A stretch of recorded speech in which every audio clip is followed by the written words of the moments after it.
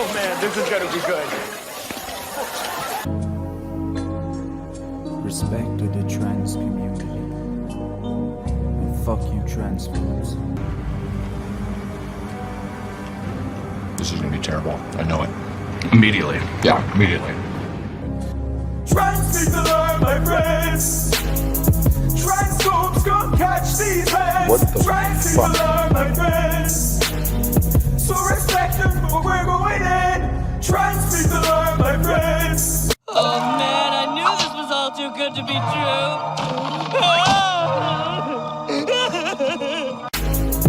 Transphobes gon' catch these hands. Trans people are my friends. So respect them for we're going in. Transphobes, show your fucking out. I'll knock you out. I'll knock you out. Is this some kind of sick joke? Transphobes, show your fucking out. I'll knock you out. You better watch out. Trans people are my friends. Transphobes gon' catch these hands. Trans people are my friends. So respect them for we're going. Taking one last look, sir, at my friends. Goodbye. Trans people are my friends. Transphobes gon' catch these hands. Trans people are my friends.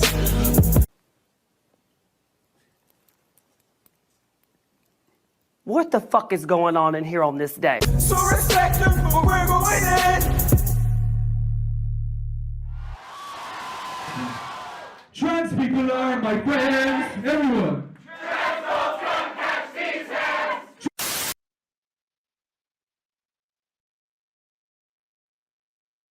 Trans people belong here. We need trans people. We love trans people. Trans people belong here. We need trans people. We love trans people. Give me fuel, give me fire, give me that which I desire. Trans people belong here.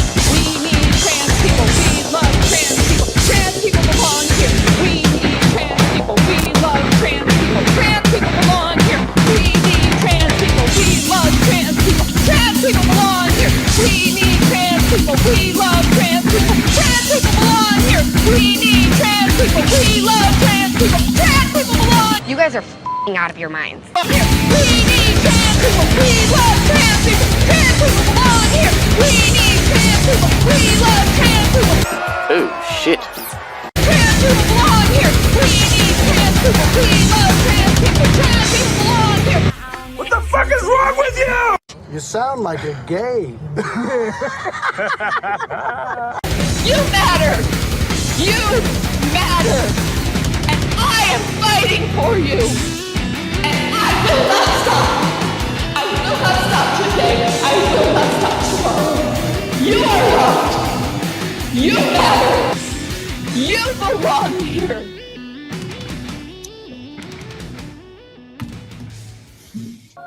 I love you.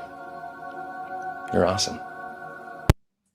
What is going on, everybody?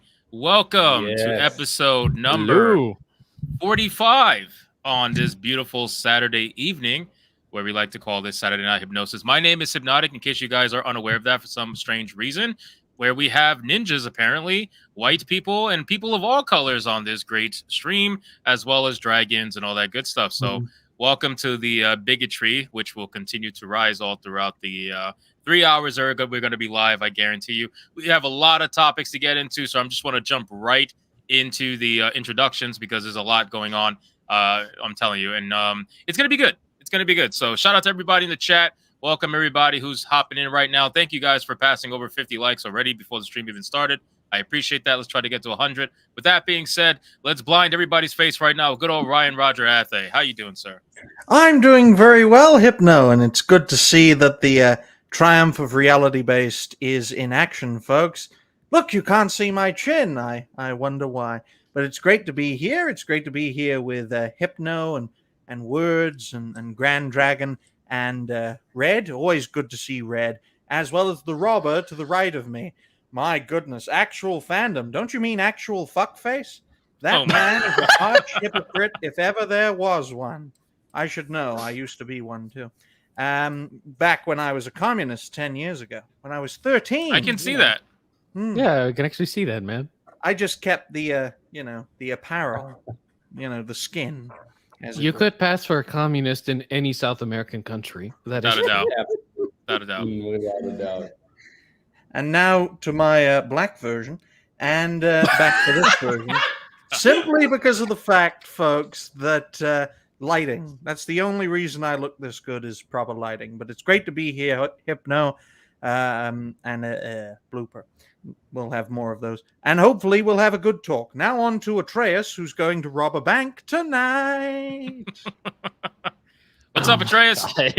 Ladies and gentlemen, welcome back to Saturday Night Hypnosis. Shout out to your boy Hypnotic, who is at it again, making things happen. Y'all gonna want to subscribe because he has some surprises for you in the future. But you also gonna want to subscribe to me because I'm being fucking suppressed over on YouTube. Okay, shout out to that Star Wars girl. That's an understatement. Yep. Who is that? But follow me on Kick. I am the leader of the Kicksters. We're gonna get it popping. For whatever reason, I got 16 people over on Rumble watching. So shout out to all of them as well. Yeah, let's get this party started, man. All my real ninjas in the building. Let me get a ninja emoji in the chat, baby. Sorry, you guys better do that. Your hood ninja overlord demands it before you go rob banks. Ninja. I need to see ninja emojis in the chat, baby. Hey, before you smuggle in some weed or crack, or even rob banks, okay, or bother old ladies, throw that damn emoji. Show respect to your fucking overlord, you scrubs. Jesus Christ. Yeah. The aggression, Slayer. The aggression. I love that. All right, we're going to go to Leona, whatever. Leon. Take it away. Hey, guys. I'm not doing so hot today. I watched Dial of Destiny last night, and then today, R.I.P.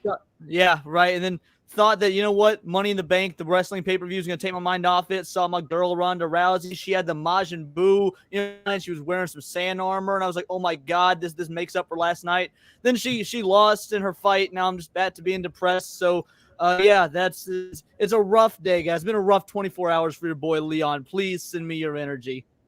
We need to show Leon some love, man. Whenever Ronda Rousey loses, Leon's not a happy camper. Yeah, I mean, it's a two for Ronda Rousey lost, and I saw Dial of Destiny. This has been an awful 24 hours for your boy. Sorry to hear that. Mr. Red sings the blues. What's up, man? What's happening? All right. Thank you for having me again, Hypnotic. Shout out to all you guys that do still watch the channel on here and on Red Sings the Blues.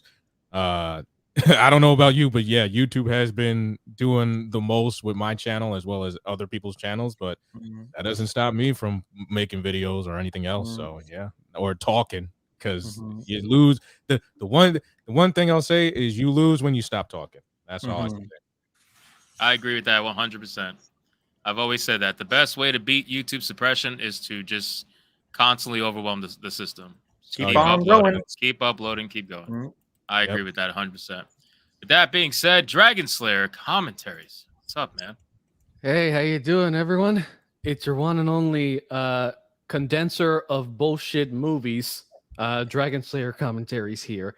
And like Leon, I went to see the new Indiana Jones movie. I went there thinking, okay, maybe it'll just be a shitty movie.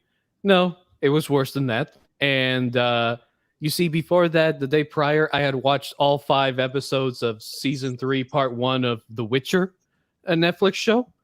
And that pissed me off too. So right now I'm doing this live stream because it's the only way to release all this anger, because it all sucked. And you know what?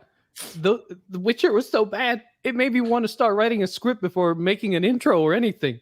I just went straight into it. I went into it hard fucking lube. That's how it sucked. That's how much it sucked and angered me. Right. I haven't actually taken that dive yet. What dive? Oh, I haven't taken the dive to actually watch season 3 yet. I'll use my secret weapon against you. I'll tell you the worst thing ever, and then you'll be so. Oh, okay. Jaskier is actually fucking bisexual. And he sleeps with Radovid, who apparently But I is saw that the coming a little mile brother. away, though. I saw them making him I've gay. never seen one episode of The Witcher, and even I knew Jaskier was a homo. Like that was obvious from episode one. That was obvious from the commercials. In the books, he is depicted as a heterosexual womanizer, not really a bisexual. 100%. Yeah, he's a womanizer. But no, we can't have fucking heterosexual fuckboys anymore either. They all have to be bisexual or gay. Coach, you're not allowed on this stream. Bisexual is the lazy, easy way to do diversity. It's just like, oh, we don't really want to say this character's gay, so we're just going to imply that he was always, swinging both ways, kind of a thing. But whatever, it's fine. The Coach I'm a Dragon MC, Age fan, though. of course you are. The Coach MC studio with the most impeccable background I've ever seen, with the best tan I've ever seen, with the best hair I've ever seen. Miami does wonders to Germans. What's up, man? How you doing? It does. It's a phenomenal place. Come over here and let's have fun all together. I can only recommend that it. Sounded so kinky. That sounded so kinky. Well, you're close to him, Atreus. I know what you're thinking. You always go into that direction, but I mean it quite literally. I mean, every day you can wake up here and have fun in so many diverse ways, right? So welcome everybody to the Coach MC studio. This is the ultimate fortress of creation, the bastion of good taste, the vault of great emotions, of unique and impeccable entertainment. This is the Helm's Keep. This is one of the last gates that are still close to the demons. We're trying to fight them back every day with good acting tips, with career strategy videos, with helping you creators, performers, entertainers, actors out there to perform at your best level, to come across as unique storytellers and to really impact your audience with something that's meaningful, not the bullshit that we have to endure during the week, which I love to do, by the way, so we can come together, vent our frustration, and let's look out for solutions. That's what we love to do over here. So come to the vault of the patriarch stone, come to the last bastion of toxic masculinity, come over to the fortress of great taste and absolute despicable characters, and let's develop and flesh out something absolutely amazing and entertaining. Let's show them what real mythology, great entertainment, what these characters can do. Let's show them what great entertainment is all about. And thanks so much, Hypnotic, for making this happen. Thanks so much for the chat, for being always present, for all the people supporting us over here. Subscribe to all these beautiful people. Let's have some fun. Let's rock this. Absolutely. Oh my God. Coach, if Well you're a said, swinger, as you tell us always. now. If he's what? Hey, If you're a swinger, you tell us now. Bro, Oh my God. Bro, you know what I think Atreus would really would do a phenomenal job in? Being a freaking cult leader for like a Slanesh cult. Think so? Hey, he would make a phenomenal Slanesh cult leader. I assure you, man. We got to get that. We got to get that started. Yeah, exactly. We got to start. Prime. Prime, you there, buddy? Prime? I'm here. Take it away, Prime.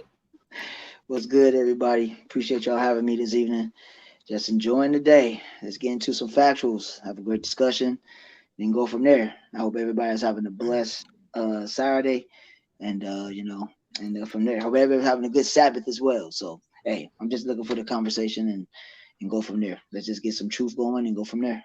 Mm-hmm. Well said. Well said. I just want to, whenever Prime is on the stream, I would just like the chat. I know T-Jab's really good at it. I want the chat to keep like a counter of abomination. Like just anytime Prime says the word abomination, I want to see the ticker go up. So T-Jab, I know you're really good at keeping track because you fucking kept track of all my debts in like every game I ever played. So just keep track of abomination from Prime. All right, let's they're already counting the words are not even coming out of Prime's mouth. Come on, Chad. It's coming. I know it's coming. That's why I was like, let's just keep. I just want to see how many come out tonight. I would love someone to be like, "Yo, Prime, what's your favorite Hulk villain?" And that'd be the one time he says like doesn't say abomination. Like, Fing, boom. I can't say it. I can't do it. Abomination. Is it like a freaking? It's like a nervous tick. It's like, "Hey, how you doing, abomination?" Oh yeah, sorry. So yeah, better than saying tranny demon every sentence. I also want to keep a tracker of how many times we can make Red smile this stream. If we can keep a tracker of both the smiles, make it and Prime's abomination counter, and how many times Ryan is I mean, we can make like counters for everything. How many times Ryan is racist? How many times Atreus says the N-word? How many times? I knew you were gonna fucking say that. Did you say it all the fucking time? You let that shit fly like an LMG, bro. I'm telling you, you're like 100 rounds a minute with that shit. Dude, he's like, every N-word time this, you say N-word keep this. a counter, like as a Magic the Gathering player, I'm like, oh man, +1/+1 counters. Every time someone says tranny demon, I'm like, oh, that creature's getting big. Every time coach says abomination, like, ooh, my creature's getting big. Oh my god, man! All right, boys and girls. So let's gotten a counter yet. We got I haven't got gotten a lot. the same. We got a lot to talk about. We got Kathleen Kennedy. We're going to talk about because it's just a joke at this point. The fact that they constantly want to keep saying this woman is this is the most fired person I've ever met in my life. I'm not even joking. Yeah. We're gonna jump on The Witcher a little bit. We're gonna jump on the fact that Netflix is basically kissing Henry Cavill's ass all of a sudden now that season 3 is out, where before they were basically trying to demonize this man and make it seem like he was the most toxic individual ever. So we're gonna jump on that because I find that to be interesting. No, they're not kissing his ass. They're doing cunnilingus on it and hoping that he embraces it. Christ. Well, I think they're really hoping that. Well, we'll get into it. We'll let's get into that can I first. ask you a question here? Yo, go ahead. Yep. Have you noticed that Netflix, Warner Brothers have followed Disney in firing their DEI leaders? Yes. Yes. There are reasons. We'll get into those reasons. Yeah. I got you on that one. And just so the chat knows, just to keep it the chat's aware, all super chats are read at the hour mark. So any super chats that are thrown in there, don't think I'm ignoring you. At the 1 hour mark and 2 hour mark, I'll go over whatever happened. But shout out to KRG for the 5 gifted members at the beginning of the stream. I appreciate you. Thank you, my brother, always for doing that. In terms of the DEI stuff, like companies, you know, when they're making money, they got all the money in the world for the fake jobs. When they're not making money, all that money goes, you know, all those fake jobs go away. Like everybody knows those jobs do absolutely nothing other than make the entire corporation a nightmare to fucking work for. It's just the truth. Like you gotta walk on eggshells through the office anybody who's ever worked retail within the last XYZ amount of years, probably like 10 years, you guys all know about the bullshit training courses you got to take. You know, what's his name? Wyatt said the other day at where I forgot what he sent us a picture of like these fucking LGBTQ courses that he had to take, and I'm like, why is that prevalent to your job? But again, you know, it's what they do. But that I get those too at my job. I get those too. There's just like, do you want to learn about how to talk about LGBT things and pronouns? And I'm like, no. Can we go back? Yeah, but if you say no, you put a target on your back. That's the fucked up part about it. But that's a good thing though. That would be a good thing. A target on your back? LGBT targets? Damn right. It's on the nose there. It's on the nose there. Too? It's on the nose. Hey, look, Atreus is really happy with himself right now. He's just like, fuck hey, you. look. Atreus right now is turned into a freaking ninja. All right, he's looking for anything to steal with these lines, man.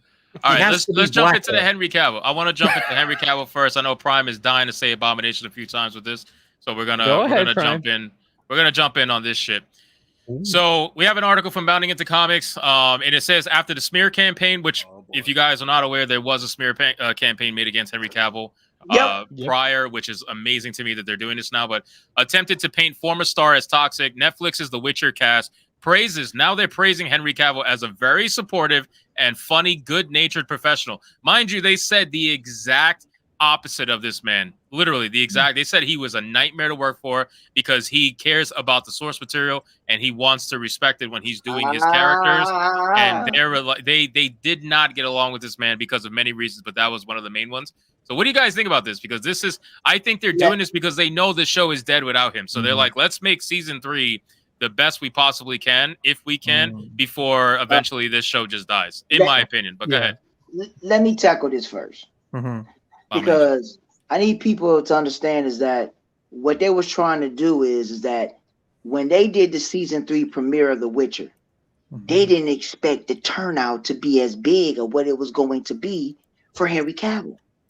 The turnout for that premiere, when they did the actual premiere, was gigantic. And at the same time, they finally realizing that if they lose him and they just, that's over. The show is done. Now, we already know how the industry can be. We understand how sometimes they can be idiots, and that's just how they're going to work.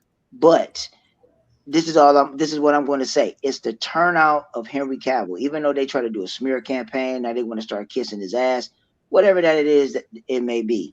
But that turnout and the way that he was praised, and the way that how everybody, if everybody read, if you went to any type of forum and you was actually on Twitter and you was looking at the actual fans and seeing the response to what they were actually saying, it was just so you guys know, I'm Prime. I'm gonna, so people have a reference. I actually found the article from this, I think December of 2022. This was the headline: Henry Cavill smear campaign claims actor was removed from The Witcher because female Netflix staff found his pushes for source material accuracy to be disrespectful and toxic. Now, you guys read the last headline. I do want to throw out there, just for full transparency, because this is coming from Bounding into Comics. This story was never confirmed, and the woman that put this out was never even confirmed to work for Netflix. And the podcast that broke this news retracted it literally like 4 or 5 days later. So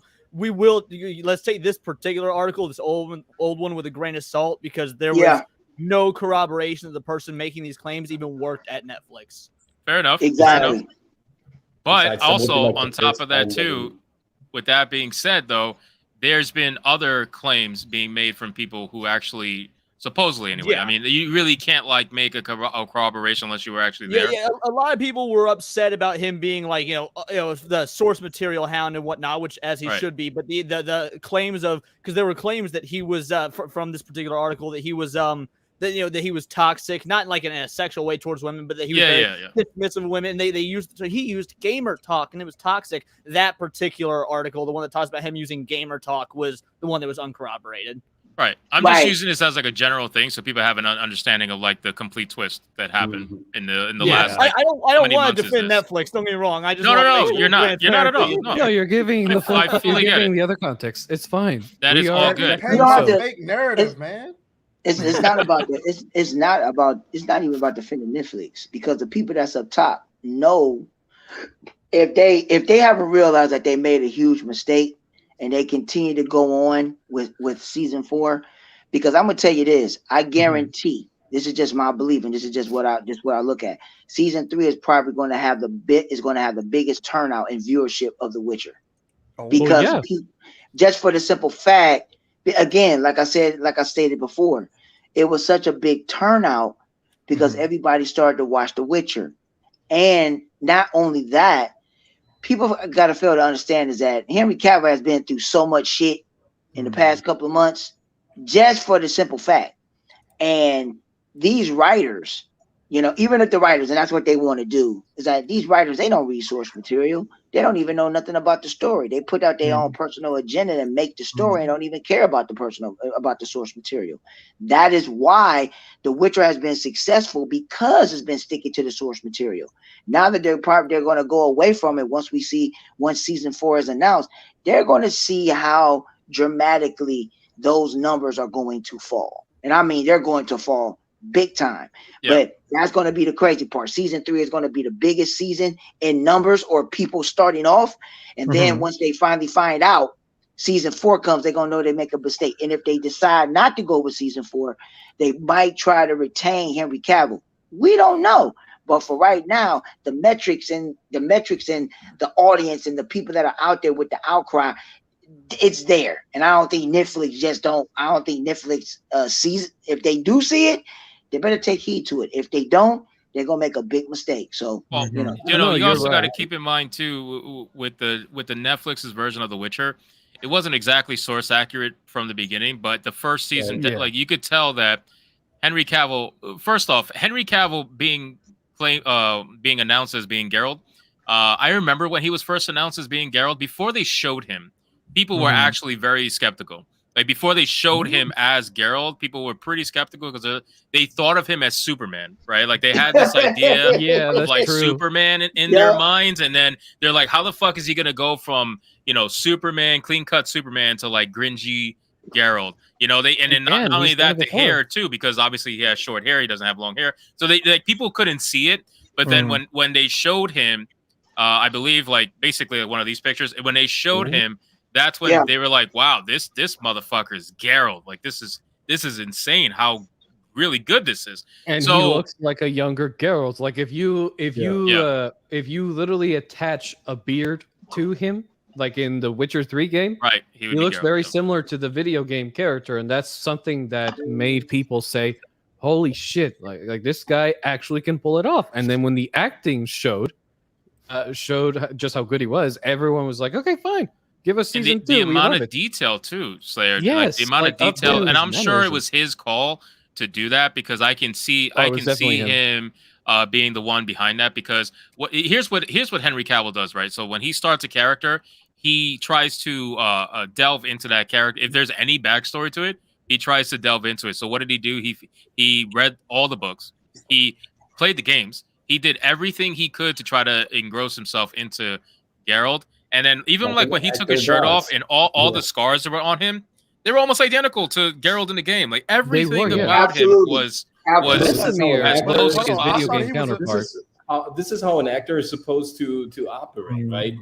You know, throw yourself into the source material, study this character as much as possible, try to get as much information as you can from all the various outlets out there, absorb them as much as you can, and then flesh out your version, of course, of it, but try to stay true as much as possible to the spirit. And sometimes to the spirit of the source material. And sometimes, you know, those type of dedicated actors, I wouldn't say actors, because this is like how a regular actor should act. But nowadays it's weird in Hollywood that we have somebody who is actually faithful and, you know, to the source material, who's researching, who's taking this seriously. Like now they're pointing, oh, this is toxic because he has so much to say and so much to object and so much to comment. Well, this is what an actor should do. This is what he gets paid for. He, you know, looks into the material, finds his own interpretation. If something deviates from that perspective, from that projection, from that vision, he needs to be vocal about that and then find a compromise with the production company to kind of, you know, bring all visions together. And like you said, Hypno, this is the reason why Witcher was successful in the first place, because they had an actor who was doing his job like an actor is supposed to do. Right. Yeah, and I do want to because of it. But go ahead, Slayer. Yeah. No, I wanted to mention something that Zach's also mentioned, which was the first episode of season 3. I can actually understand why people want to turn it off almost immediately for some, because not only do they add too much like filler BS to it, some of the fights in it and even the CGI looks cheap as hell. Like Mr. Beast's special effects team could probably do better than this Netflix team. Like you can tell that they were in a time of crisis with the whole controversy happening. And look, if to show you guys a little taste of what I mean, you know, when you can Hypno, as I'm talking about this, just go to timestamp 46 minutes and 4 seconds, and then just show the 10 seconds after that. Basically, it's a scene. I'll show you. It's to show you just how bad the camera work is, and even the fight choreography. Like it's worse than Rings of Power, because at least Rings of Power, you couldn't notice really like right away. Fight choreography to begin with, so you know. No, but that fight choreography, at least you could be like, okay, maybe like this frame right here can look believable. But in this one, like you cannot believe, because they were trying to do this weird camera work where they circle around Cavill really quick to make it look like, oh, you know, Geralt is this super mutant because he is the fastest Witcher alive, so he can kill all these fools in seconds. But the thing is, like, all you're doing is fucking spinning the camera around a little bit faster. You know, you got your camera guys here. One of them is like pushing the damn cart as fast as he can without interfering with the damn shot. You know, while the cameraman is like, okay, go from the way you're describing it, it sounds like have you guys ever watched an anime and the characters are like, what? He's moving so fast, you can't even tell he's moving. And really, it's like just a still frame. The audio, like, literally is. It sounds like that, but live action. Look. Let me tell you the quote I said on my freaking script for exactly how they do this. So if I remember correctly, what I said was hold a second. I'm gonna get in there. Okay. So basically, I said that the camera shot, like the way the scene was shot, it looked like it was shot by a drunk cameraman high on his 4th hit of cocaine.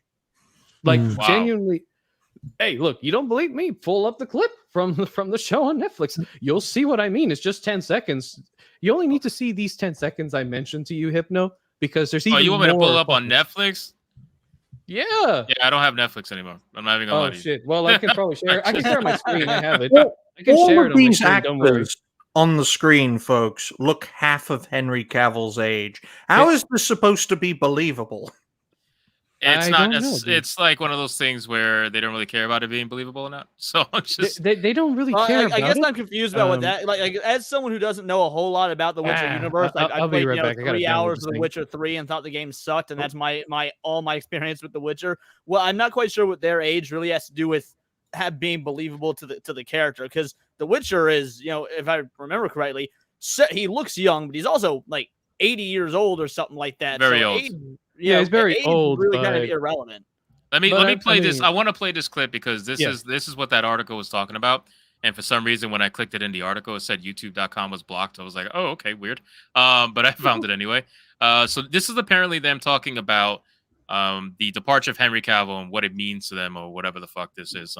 Apparently, this is from Comic Book Nation. Never even heard of this channel, but apparently they're able to interview celebrities, which is interesting. So let's go. I feel like Yennefer and Geralt's kind of parental relationship with Ciri and Jaskir's whole fun uncle vibe is like really cemented in chapter 1, because it feels like they get to spend more time together, even in the briefest scenarios where like war is not going on around them and they're not having to kill things. Did that make it a bit more fun to actually film as well, because you got to spend more time together in scenes? I mean, absolutely. Yeah, I think we've been hanging out for 4 or 5 years now, in various different combinations. And this was the, we had a little bit of a dalliance with that in season 2, but this is the first time we actually got to do whole scenes together, particularly you three, with that family dynamic in the earlier episodes where you got to. It's joyous for me to watch and see you guys clambering on top of each other or fighting, or It's almost as if he's looking to them for approval. It's kind of like, hey, this yeah, was wasn't so he great? Wasn't he uncomfortable. great to work with, right, guys? Right, guys? It just seems odd to me. The atmosphere is so uncomfortable, and the host's face is so big that his beard cannot hide the fatness of his face, unlike my beard, which can. These girls, you can tell they're just like, yeah, no, he wasn't great to work with, because he actually cares about the source material, and I'm just trying to be the star here. Well, the Yennefer actress says she had a great time with him. I don't know about the Ciri actress, She just looks so uncomfortable. Look at her. Yeah, because he wants to be honest, having but a he good can't time be. with someone on set like that. Like- Like he's dedicated. There's this one story about Enola Holmes where he sat down. What's her name that played Enola? The girl from 11 Stranger Things. And she had the exact opposite response to him as she had with Pedro, because her and Pedro Pascal, not her and Pedro Pascal, but like Pedro Pascal was with the girl who played Bella Ramsey, was like, oh, we talk about sexuality and this and that. Henry Cavill was the exact opposite with the girl that played 11. It was very much, we're here to do a job. We're not going to hang out afterwards. We're not going to be in each other's trailers. We're here to act. We're here to pretend we're brother and sister. We're going to have a good time doing it. But once the cameras are off, I don't want things, because he didn't want things to be weird, and I would want that sort of professionalism in my work, but maybe that's because she's young at that time, and also the reason he's also doing that is he's doing the same tactic that Keanu Reeves does, because there were some news articles that were done a while back where these news media sites were saying, oh, look, Henry Cavill, 30-something years old. This was a few years ago, okay, mind you. They're like, oh, he's 30-something years old, and he's dating this woman who is like 18, or this other one's 20. And he was just like, and he literally was telling people, guys, she is 18. The relationship didn't last that long, and it was not my type, and so now I'm just going after slightly older women, because honestly, Jerry Seinfeld 18-year-olds did the same are a pain in the fucking thing. ass. No one feels good about that. Yeah, but the thing is, nobody seems to understand. Like, this guy is a massive nerd. Like, he is just the type of massive nerd that is passionate when he does his job. He loves it. And then when exactly. When he's done, he just, he hangs around every once in a while, but he's not into that whole, ultra mega socializing that Hollywood tries to force on people, Well, also, too, just to answer a question in chat, well, not a question, but somebody said, I'm sick of these 20-year-old actors, Doom said. These 20-year-old actors, they hire them because they're cheap.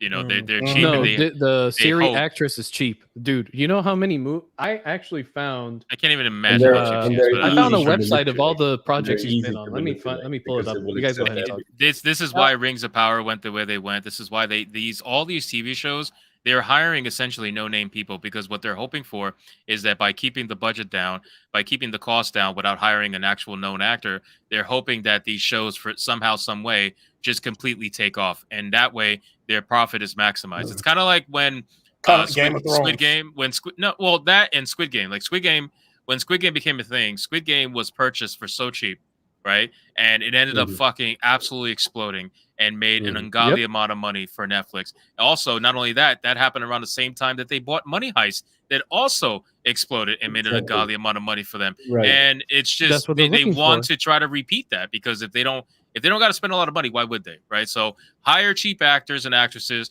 keep the budget as low as possible, and if the show booms, we just made a ton of money. If it doesn't boom, we might have lost money, we might have broke even, we might have, we can lick our wounds and move on to the next. Well, but they're not going to pay like the fucking Rock, you know what I mean? He charges half of a movie's budget. Apparently Amazon is. Fucking idiots. Oh no! No, yeah, I know, but that's Amazon. They can afford it. But it's a great excuse. If the show bombs, you can always blame it on the young actors, right? You can always say, "Oh, okay, the actors were." No, they're gonna blame it on the racist, coach. They're gonna blame it on the racist. Oh, you're missing one thing. It's our fault if the show bombs, not the actor's fault. Wait, I think Red was going to say something. But listen, one thing: if they do fail with it, they can just write it off in taxes, and then when it comes down to tax season, when it comes down to all these studio companies, all they have to do is just say, well, we blew this much money on the budget of this show, which failed, and then on top of that, we need more money in the budget. So what we're going to do is cut a lot of people, whether that be crew or cast, and then we can blame the new people that didn't make us money back. And sometimes, and another thing that affects everything, and mostly it's an actor's career, is if the Netflix, if they because when you're an actor, and I think MC knows this, when you're an actor, you are invested in, right? The studios invest in you, and if you don't make them their money back, that can actually sorry to interrupt, but did Salty Buttered Bags just admit to murdering Natalie Wood? I'm just saying. He says he's thrown better looking off of a boat, so... Really? Don't worry about it. I'm just saying. Oh, Don't worry about it. Don't worry about it. Never happened. Don't worry, If Salty. you murdered Natalie Wood, I'm really pissed. That woman was gorgeous. We got you, Salty. When you guys quick question. Her filmography pulled up, by the way. Yeah, I'll pull it up. No problem. Just quick question though, Red. Because I'm unaware, so just educate me. Okay. When it comes to TV show, right?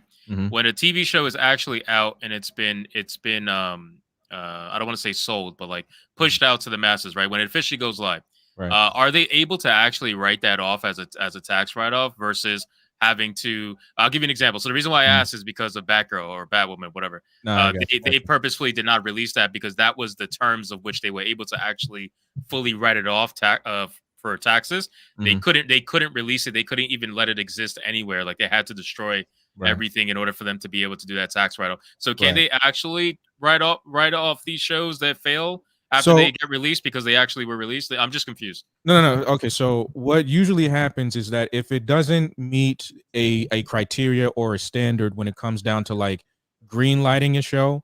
So for example, before it even goes out, before a TV show goes out, it just doesn't go out. Like it's not like YouTube. You just don't put out, it's not like you put out a video. When you're in TV, it goes through like a small crowd first. If that small crowd votes on it and says this TV show or movie sucks, then it never gets published. It never goes out to the greater masses of people that will be watching it. So if it doesn't meet the criteria, because it's like I forget how many criteria it has to actually be, but if it gets green lighted, then it gets published out to the whole crowd. But if it doesn't make its money back, then they can say, okay, well, you know, the audience that was green lighted the whole thing, we still have to write that off in taxes. But if a green light, if like a green light crew says this whole thing, don't publish this, don't put it out there, they can actually write that off in taxes. Yes. And plus, you have your tax credit that kind of, you know, gives you also a tax deduction when you're shooting the whole thing, right? If you meet certain criteria, now they've changed again the criteria for the Oscars, and if you meet those criteria, you get funding from the state government or from other funds where you can, you know, deduct a lot of the investment that you placed. I do remember that, Coach, because there was I think it was California that passed a certain law or something, but Hollywood studios that they have to reach a certain, I don't know if it was racial diversity quota or just overall diversity quota in order to get tax deductions, right? Right. It's an overall diversity quota. It has to have X amount of LGBT it's a representation. catastrophe. Racial It's representation. full blossoming up, and people from the industry are just complaining, whether it's the unions or whatever, because they're making ludicrous changes. And Sacramento obviously doesn't know that there is Hollywood in LA. No, it's great. Yeah. But guys, I want to show this real quick. So can you make it bigger? Make it bigger. Oh, you want me to make it a little bigger? Like yeah, that's good. Yep. Yeah, no, on your screen it looks great. On mine, it's like fucking huge. But just so everyone on chat knows that this is her filmography. There's her picture, and yes, is Wikipedia. And while you shouldn't believe everything on Wikipedia, they are really good at showing you an actor's filmography, at least. Okay, true. I know this because I literally searched a coach's filmography on Wikipedia one time because he was like, "Oh yes, you know, I am a big fucking deal, man, in Germany with these telenovela, you know, man. You know, I am a hot fucking metrosexual. I walk around the streets of Munich, and everyone." The women drop their fucking panties, and the men just give me Well, their in that women. program they did, Dragon. And then we talk about being sexy. Bro, I could definitely see that happening too. That's the sad part. Anyway, go ahead. Well, anyway, this is her filmography. This is how you know this answered my questions when it came to not only is she cheap, but also she doesn't have any experience. Here's the problem, okay? I will use the quote from Yennefer on the first episode and that of this season, and that is that she has a lot of potential but no talent as of yet. Now, why is the but why is the no talent portion there? Well, obviously because she hasn't fucking done enough. Look, this is her film list right here. 3 movies already done. 1 is a short film. This one is a to be announced Planet of the Apes movie, which I didn't even know they were working on. 3 of them are short films. Yeah, exactly. Yeah, you're right. 3 of them. But the others that you could say are long form movies, you know, she doesn't do that big of a role in them. And then in TV, I didn't even know she was into the Badlands, and I watched that entire show as of all the seasons. It's a great show, by the way, guys. But you know, I didn't know she appeared in 1 episode, and then you know my mind kind of gave me a quick flashback and confirmed it was true.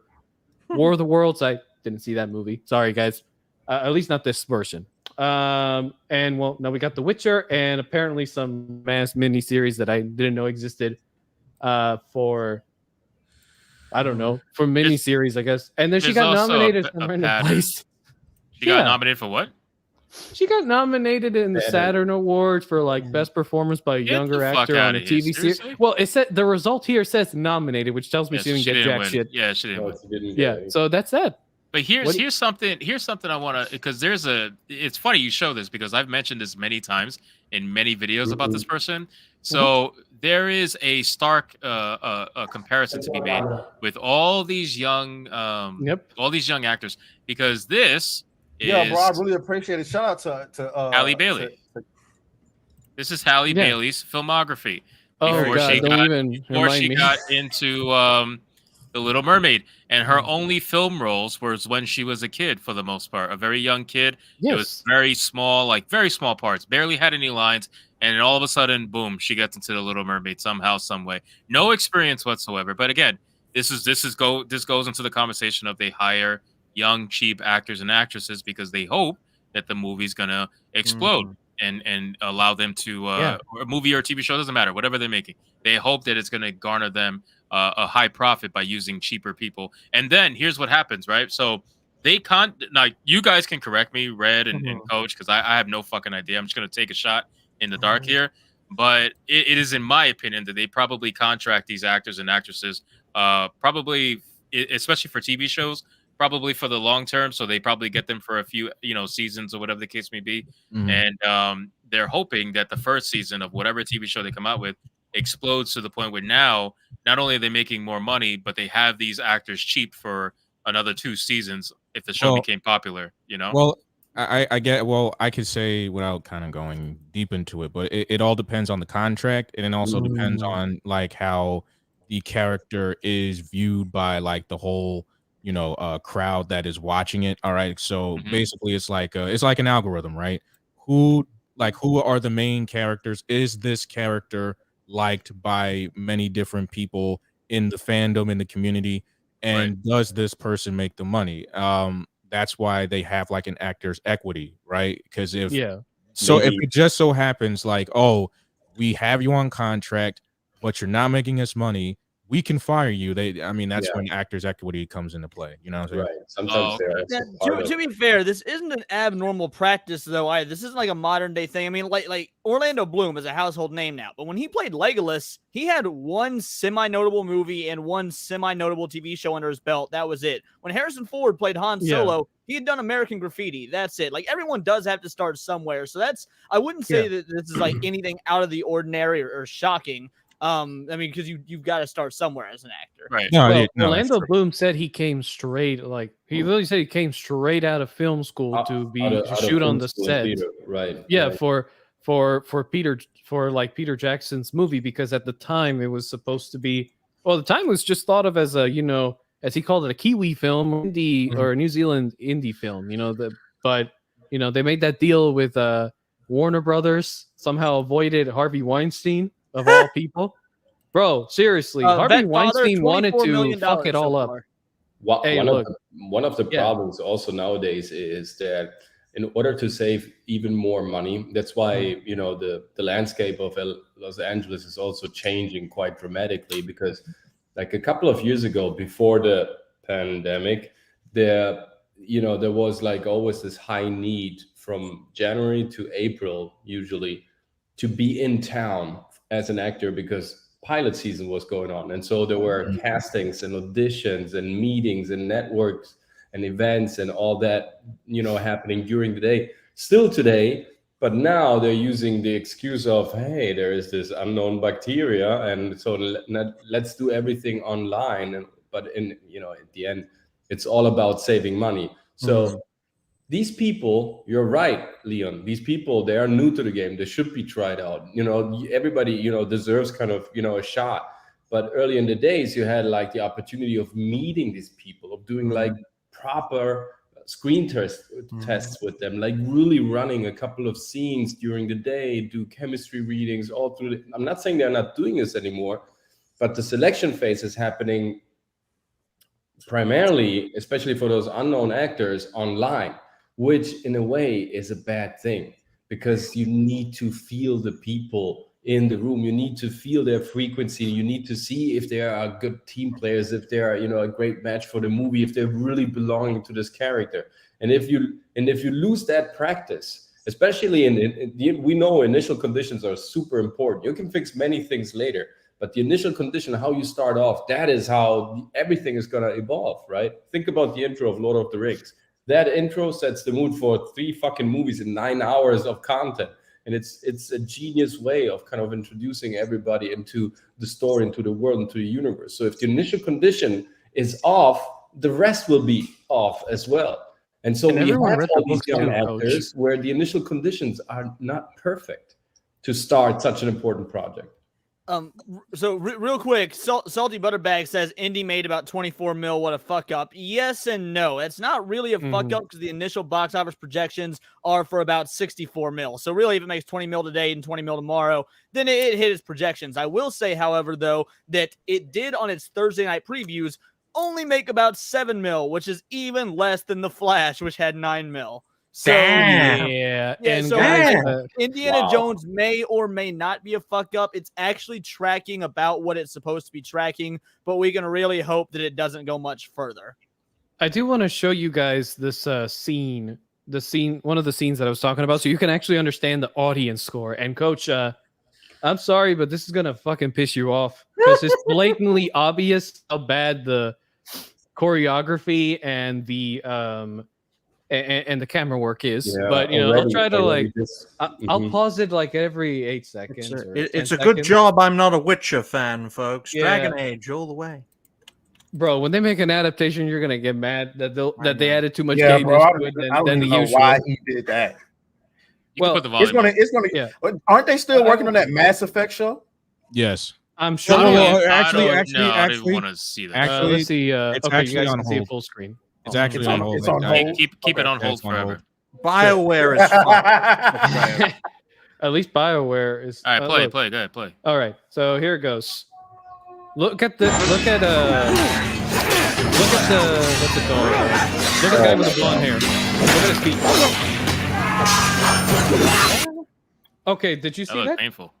No, I not will the say hand. that's at Did you least see better what than happened? jump cuts. So That's a hell of a lot better. I will say that's a hell of a lot better than Rings of Power. Yeah. No. Look at It's very subtle though. The way It's they always do subtle. It's always it. subtle. The way they messed it up. So I have to really. Okay. So here. Okay. So he goes down. He kills this dude. Then look. He puts his sword down. But then look at Henry Cavill's sword. They didn't even show like a special effect blood or even like a wound being made on his leg as he is dying. And like, why did the guy jump so far back? Like, he didn't get force pushed and slashed at the same time. Look at that mouth, folks. That's But also the CGI in that action. mouth. Yeah, but I gotta say, man, His Henry face. Cavill is selling. Henry Cavill is selling Geralt's moves. No, man. he is selling. He fighting. really is. Everyone Because else that isn't, sword though. play was fucking Geralt all day long, man. I can't No, even. that is. I can't even lie. I can't even lie. What I'm even more shocked about. I mean, the stuff in the background is not really good. The choreography. It's not.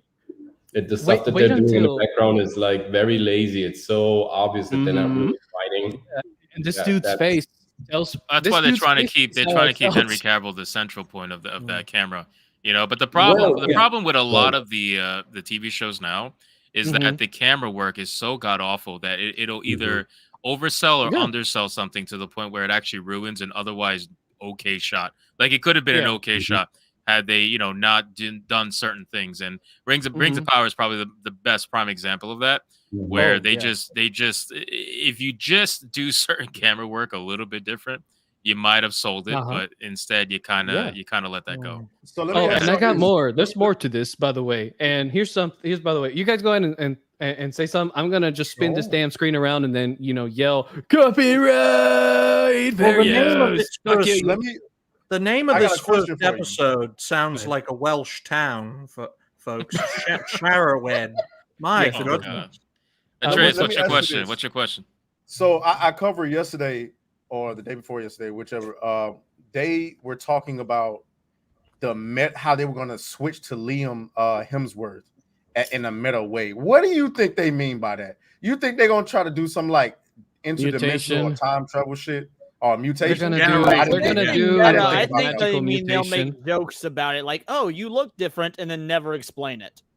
Yeah, they'll I make didn't it. even They'll think make it about look like he has to fight. Maybe he fights Rienz and kills him in part 2, and then but something happens as he is coming back through the portal. Like the portal, for some reason, like the chaotic magical energies, alter his physical body, and then but because he's a Witcher and a superly enhanced Witcher, as a matter of fact, according to books, he can regenerate so he doesn't die. But now he is all he's completely altered, and now he is Liam Hemsworth, and Henry is out of the picture. He's on hormones. I hope I'm wrong, and they do it That's differently. not meta, bro.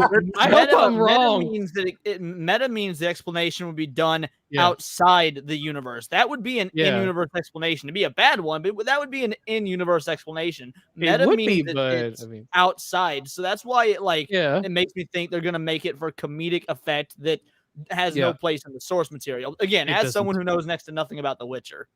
They probably will. Yeah. They'll probably do some sort of planar interdimensions sort of thing where they kind of bounce between realities. Kind of, I don't know what the fuck they're gonna do. I don't know, with you. But I wouldn't be surprised if they do what you said, which is like he'll be off screen for a little bit, and then the main group will find him, and they'll be like, "What's going on?" And then he's kind of like, "You look different." And then that's it. And he was just like shrug it off, like, "What are you talking about?" And then if I'm right, I'm gonna call myself the prophet of Hollywood stupid takes. Okay, I fucking swear.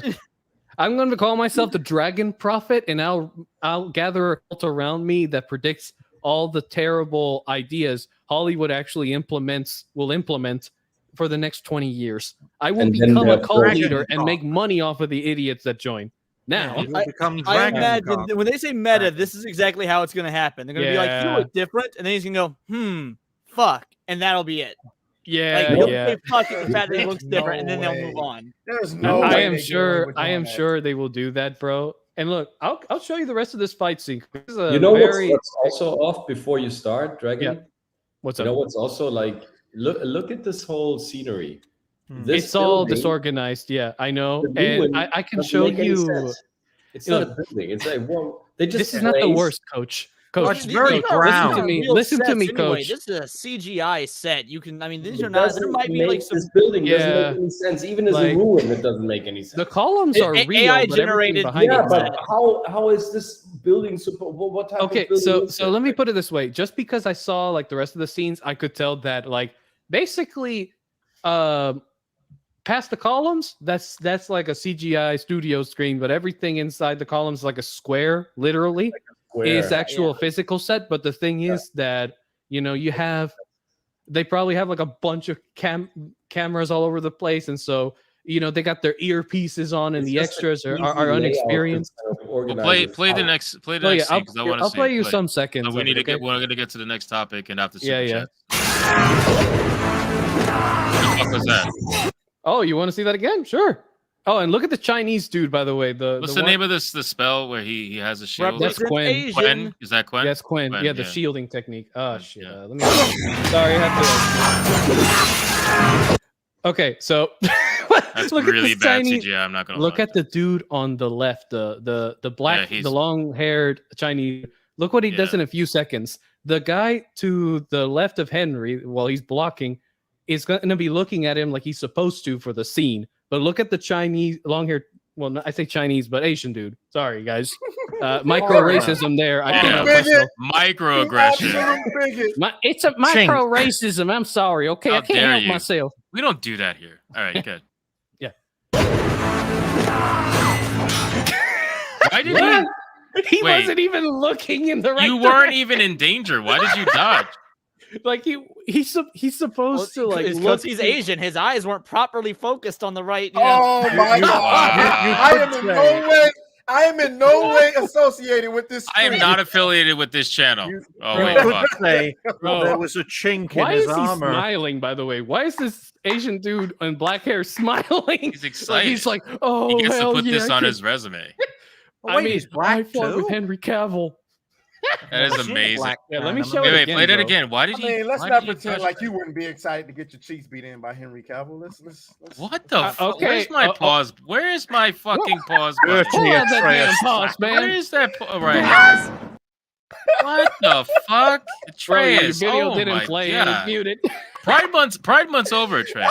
Pride Month's over. Bro, I know you want to clap some cheeks, but goddamn, man, control yourself. That is incredible. YouTube, go around my house and clap some cheeks later. After saying that, I should get off of YouTube jail just for saying that. You're in YouTube jail? How are you Yeah, in he's YouTube obvious that jail? I'm pro LGBT. He's in big time YouTube He- jail. But come on, let's play the clip. YouTube, Play the yeah, clip. Play the yeah. clip. I want to see it. Play. Look at the Asian dude's face, bro.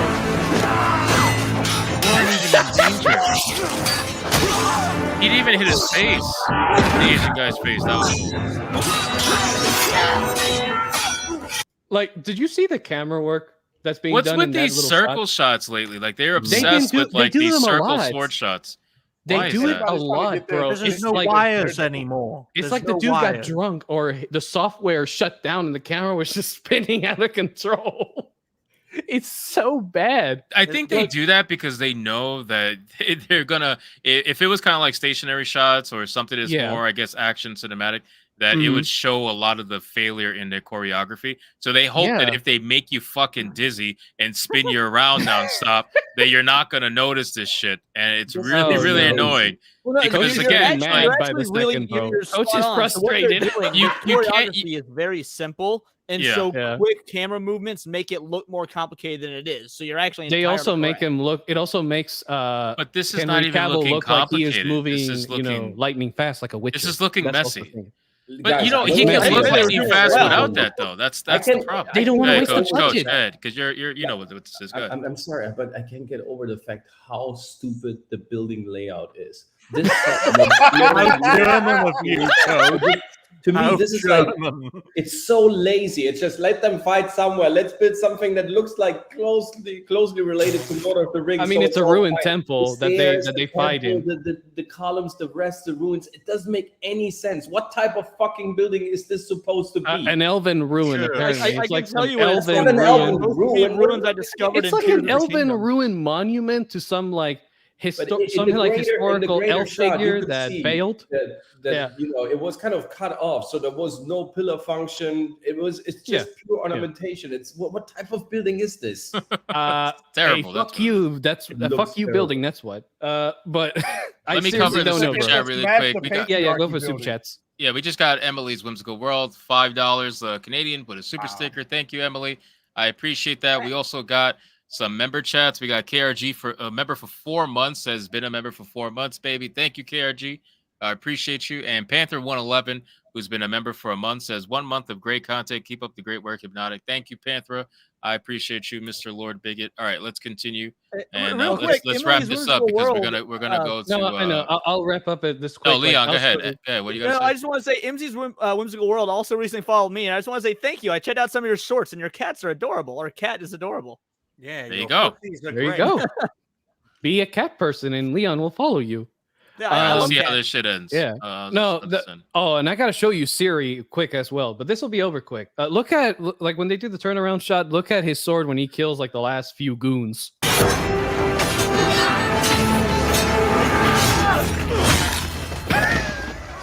Was Did that you see sped that? up by you or is that sped up by them? By them, that wasn't me. I'm playing the original video file, bro. I haven't even done my editing. That shit looked like for he that sequence. lagged. Go back really quick. He All looked these like he lagged for a second. lagged. Go The back. Witcher is an Play that. abandoned Let me server. just give me a second. Though, 'cause I Play gotta- play that shit again. That looked like lag. I thought it was you for a second. No, it wasn't me, bro. This man glitched in real life. Okay, so there we go. Hey, it's coming up right here. Okay, here we go. That is a camera work fuck up because like I guess the guy turned the camera or put the camera in the wrong position too soon. So unfortunately, they didn't get the right angle they should have gotten in order to make that shot of him killing these three dudes really quick believable. What do you think, Coach? Tell me if I'm right, at least remotely. Yes, no, I believe you're onto something. I think what happened is that they shot it in a certain way, and for some strange reason, I think it has to do also something with this shot. Something is off again with the background. So they realized, okay, we can't fucking glue this together and to make it kind of work. To have chief like editor, a sense person. in terms of the dynamic of the fighting. So let's resolve it in this manner.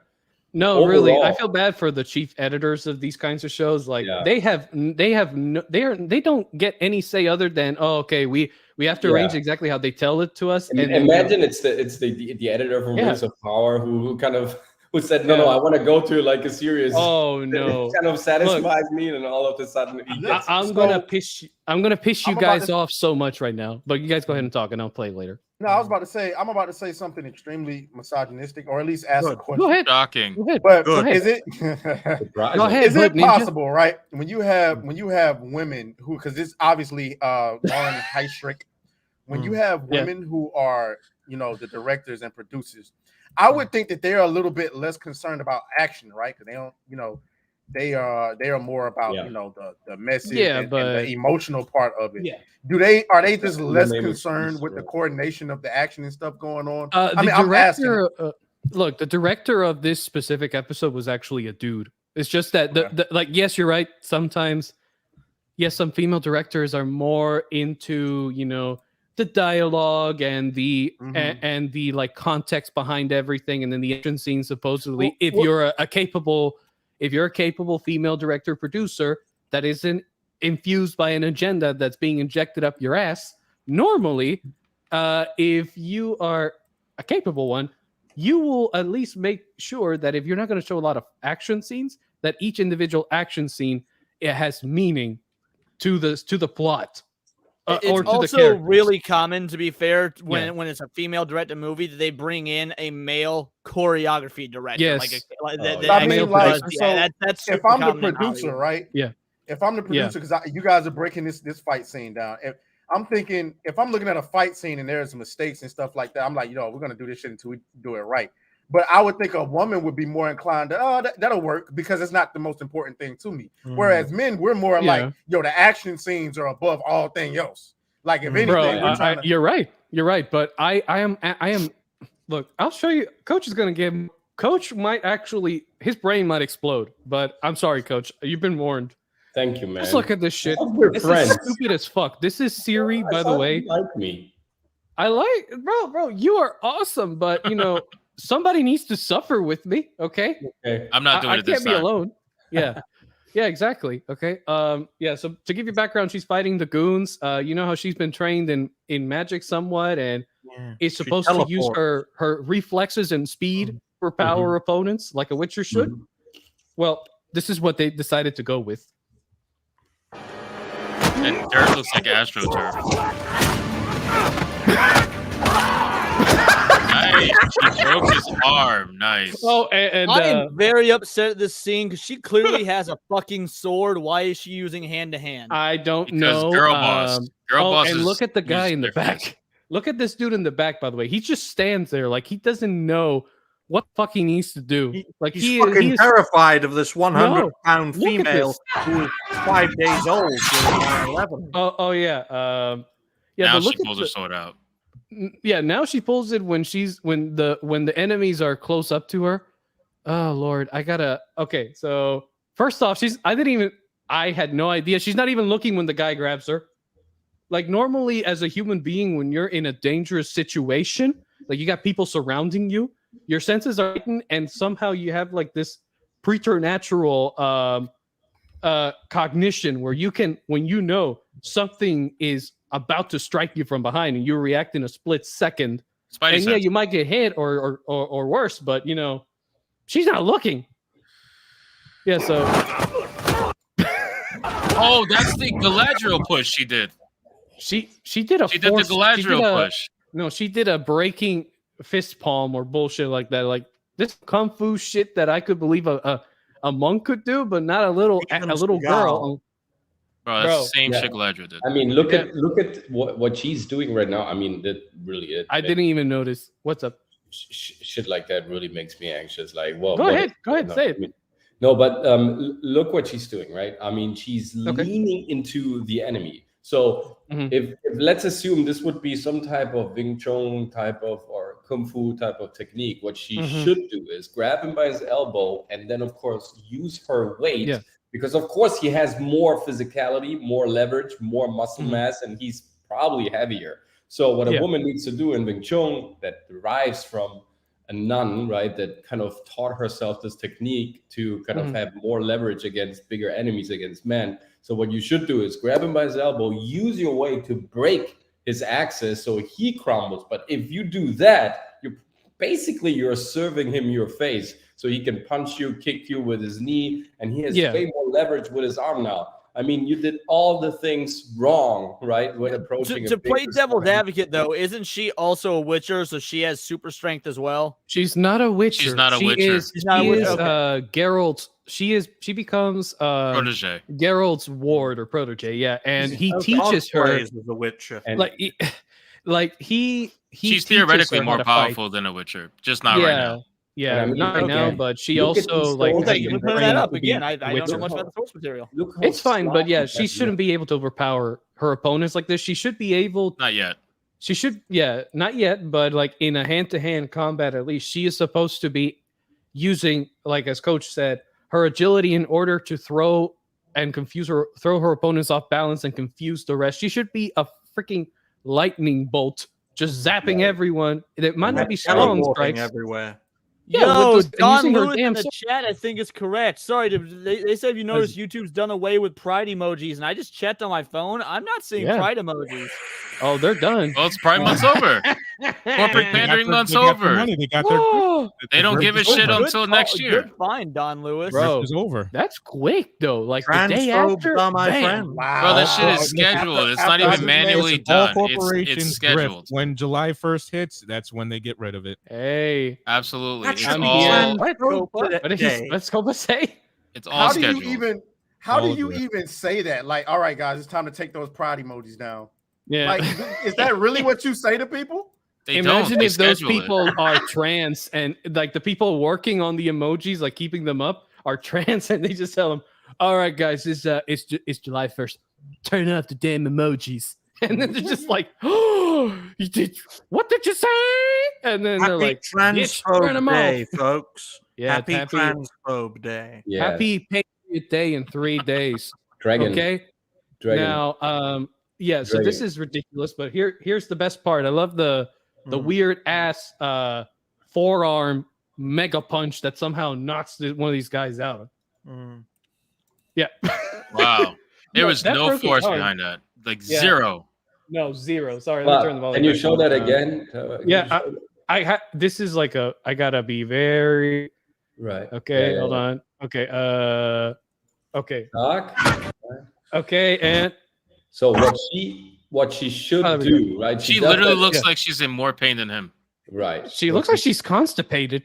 Like She's she having needed to take a shit. while doing But, like she wanted to go to the bathroom, but they were like, "No, we got to shoot the scene now. It's 3 o'clock. It's 3 o'clock in the morning, and if we take more than an hour, our producer is gonna get mad and yell, 'It's 4 o'clock in the fucking morning, mate. Why haven't you finished this fucking shot, you fucking cunts?'" Fuck off, Dragon. You twat. No, but seriously, pretty it's accurate. ridiculous. Oh, I mean, good. it's true though, but like they were rushing this crap and they didn't give her proper direction. Like, who the hell was the fight coordinator? Was that the brother from the fight coordinator of Rings of Power? I think it's cousin. His cousin. I wouldn't be think so? surprised, to be honest. Or with you. cousin twice removed?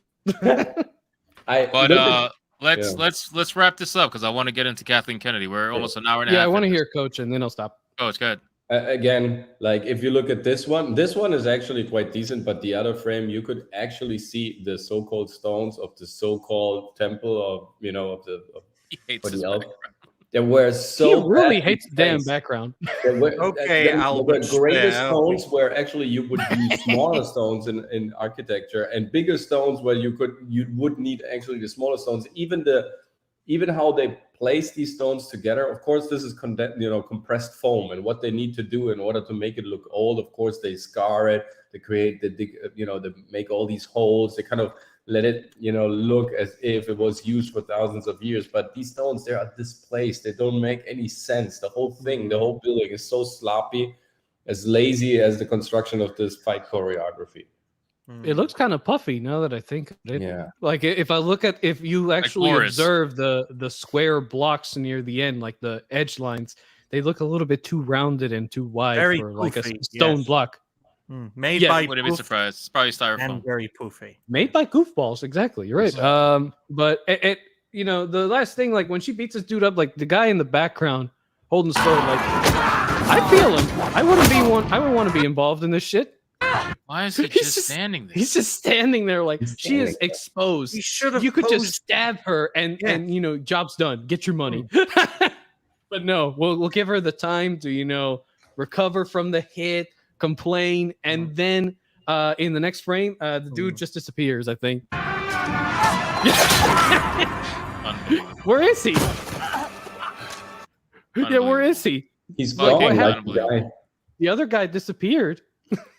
Like Kathleen Kennedy should. Exactly. This dude on the right looks like a cross between Justin Long and Keanu Reeves. I have no idea who one of those people are. On that note, What? Jesus Christ. Hold on. Whoa. You don't know who Keanu Reeves is? I understand Justin Long, but like I He's said only one 24. of those He's people. only 24, so you gotta You understand. Americans with your. All right, Oh my let's God, talk. you are Let's right, talk about Leon. Kathleen Kennedy because this is good. this is like the 20th time she's been fired. So this is why it's such a hilarious story. So it's kind of tied into Indiana Jones, looking like it's going to be a bomb, which is what Leon was talking about earlier. And since he saw the movie, he can chime in on this. Anybody else see the movie? I have one thing that I do want to say that I want to make sure to note that I'm not saying this to get people riled up. I'm not saying this for clout. I'm not saying I cannot stress that when I say this, I mean it with the utmost genuine, processing. It might, Indiana Jones: The Dial of Destiny might be my least favorite film I've ever seen. Wow. I agree with you. I'm not joking. even. Really? Yeah, I'm not saying it's the worst film I've ever seen, but it might actually be my least. It's in the favorite top 10. film. I want to give it about 3 months to see if the recency bias sort of wears off. But if I still feel the way I feel today in 3 months, it is literally my least favorite movie ever made. I will watch the Star Wars sequel trilogy 100 times over before I ever go back to this film. Wow. No, and to be honest, Leon, I agree with you. But the thing is, I still believe it'll stay with you as something you don't ever want to watch because for the first time ever, this is just a movie that is plain bad. It barely has any woke stuff.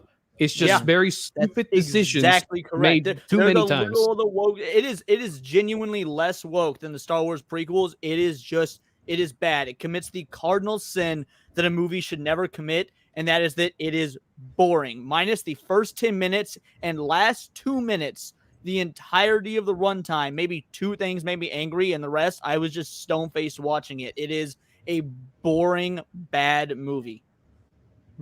Joe Biden is Indiana Jones.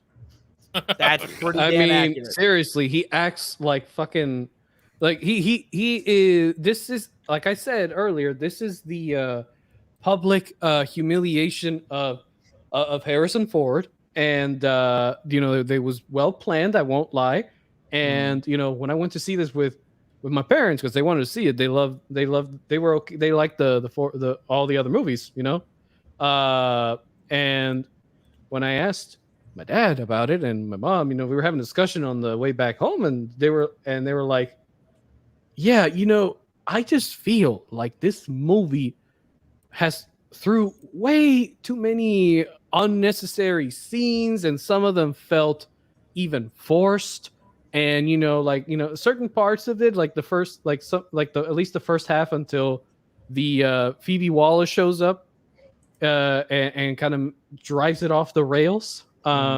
What's okay. even worse is that Phoebe Waller-Bridge's introduction for the first 10 minutes or so, she's actually a really interesting, likable character. Then after that 10 minutes, the whole rest of the movie, she's awful. Booming Bob says, which is worse, Last Jedi or Dial of Destiny? Dial of Destiny by far. Destiny. The Last Jedi genuinely looks like a fair, average run-of-the-mill movie next to Dial of Destiny. And by the way, we're not parodying each other. It's just how it is. Yeah, we've actually not. I didn't know that he went and saw it until 10 minutes before this stream. Like we have not talked. I didn't know he saw it previously. About our opinions on Dial of Destiny. Great prep, guys. Great prep. Skip. Hey. Oh, I'm sorry. Hey, Leon, fucking director Hypno here is messing up the script. The fucking cunt. Terrible. Well, let's tie this in. So, the latest rumors about Kathleen Kennedy, because this is what they love to do when the news cycle is slow, in my opinion.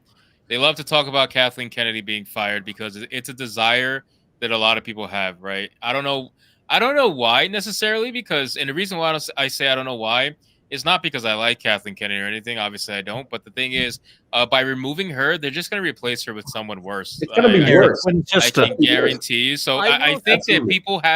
people have this connection between the firing of Kathleen Kennedy and the saving of Lucasfilm. It's together, right? So like they think if they get rid of her, that Lucasfilm is saved. And I promise you right now, have to push back. that is not the case. You're entirely correct. That's not going to be the case. That being said, there may be a shred of truth to this rumor because one of the first videos I ever covered, like 7 months ago, 6 months ago, something like that, was stating that if this movie is a bomb, that there's rumors that this movie is projecting poorly. This is half a year ago, and that if this movie bombs as bad as it's looking like it is, they will allow Kathleen Kennedy to graciously step down. So now we're seeing this article again, and it's nearly identical to what I saw half a year ago. So I'm like, maybe there was a shred of truth to that rumor. I'm still not going to hedge my bets on it, but it's interesting to see that possibly coming to fruition 6 months later. Well, I got to push back on Hypno a little bit.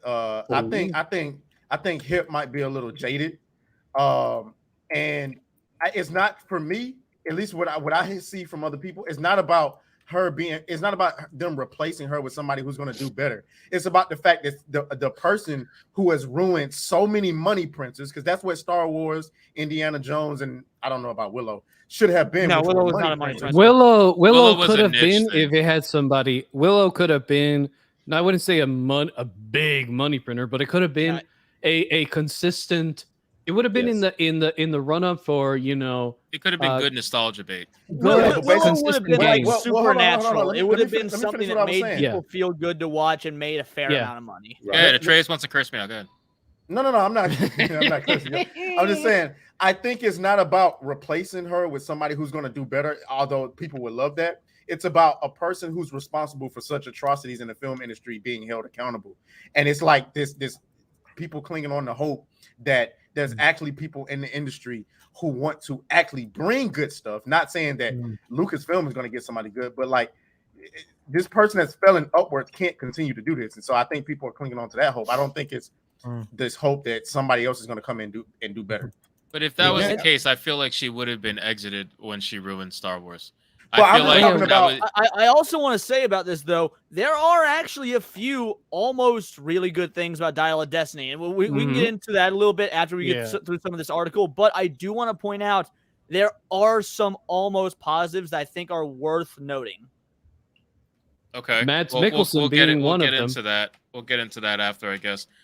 So the reason why I was saying to tie in, so this particular article is talking about a rumor from a very reliable source, supposedly, but they're all reliable, right? When it comes to Kathleen Kennedy, where essentially they were saying what Leon was saying, where this was the last straw, right? So the Dial of Destiny, this movie was the last straw. If this movie failed, that essentially Kathleen Kennedy was going to get let go, and everything was riding on this. Now, in my opinion, all right, obviously I think it's bullshit. In my opinion, though, she's been doing this for such a long time that if they were going to get rid of her at some point, they would have did it a long time ago. She's essentially just writing out her tenure at this point. The reason she's going to get let go is because she's retiring. Like that's just my opinion. She's made an ungodly amount of money, the likes of which she can live on, and her family can live on, and her generations can live on for many decades afterwards. She's the Hillary Clinton of film.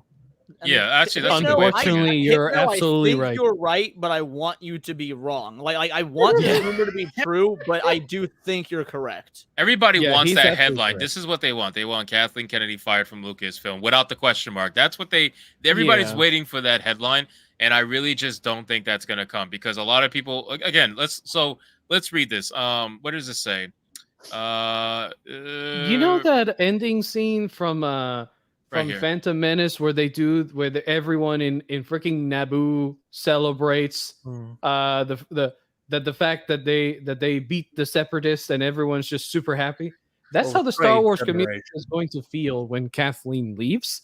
And also, at the end of the day, yeah, look, you're probably right. She's not going to get like everyone. She's gonna retire, bro. I'm telling you. Yeah, people want. Like the problem is people have this desire, and it's an understandable desire, Star Wars fans especially, but everyone has an understandable desire to see Kathleen Kennedy get basically told by Bob Iger, like he did with the DEI executive that he fired, you know, you're out. I'm not going to put up with this shit anymore, even though I was the one that started all this. Right? I really don't think that's ever going to happen. Bob Iger loves Kathleen Kennedy. It is not.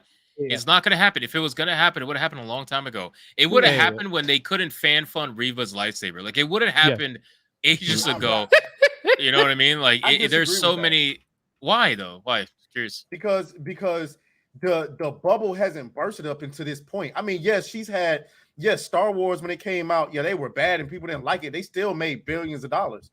And so you couldn't really justify doing it. Now you're getting to this. But think of the time period, Atreus. You're right, but think culture was different back then. Think of the context at the time these movies came out. It had been many years since a big Star Wars film had come out. People were fresh off the people are still watching the Clone Wars TV show. You know, streaming was starting to become a big deal, and then they dropped the damn bomb. Force Awakens trailer comes out. Some fans are just breaking down in tears. They're like, oh my God, it's Harrison Ford, Millennium Falcon, Chewbacca. Like they were going nuts, right? Someone clip that. But he's right though, because culture was different. You know what I mean? Like when those movies came out, the culture wasn't quite so angry yet. I mean, those movies kind of started it. Before Ghostbusters 2016 started it, but but also think about this: Disney wasn't selling at $88 a share during that time. So now that the company is faltering, heads got to roll. Now, I'm not saying it's going to be Kathleen Kennedy. I'm just saying there's just a different. You have to go back way further than this, though. You have to go back way before Disney bought Star Wars. You actually have to go back to the 80s, because in the 80s, George Lucas had considered selling Star Wars, and he said, if I sell it to anyone, it will be Disney. Disney was the only person, even 40 years ago, only entity, even 40 years ago. So for me personally, when Disney did buy Star Wars, I, like many others, was excited because this was actually not an impossibility if you were familiar with George Lucas's history. No, I agree with 100%. Also, I want you to keep something in mind. So when it comes to Disney, right, as a whole, Disney's idea of their entertainment sector is not that, oh, we're losing money, so we need to make the product better.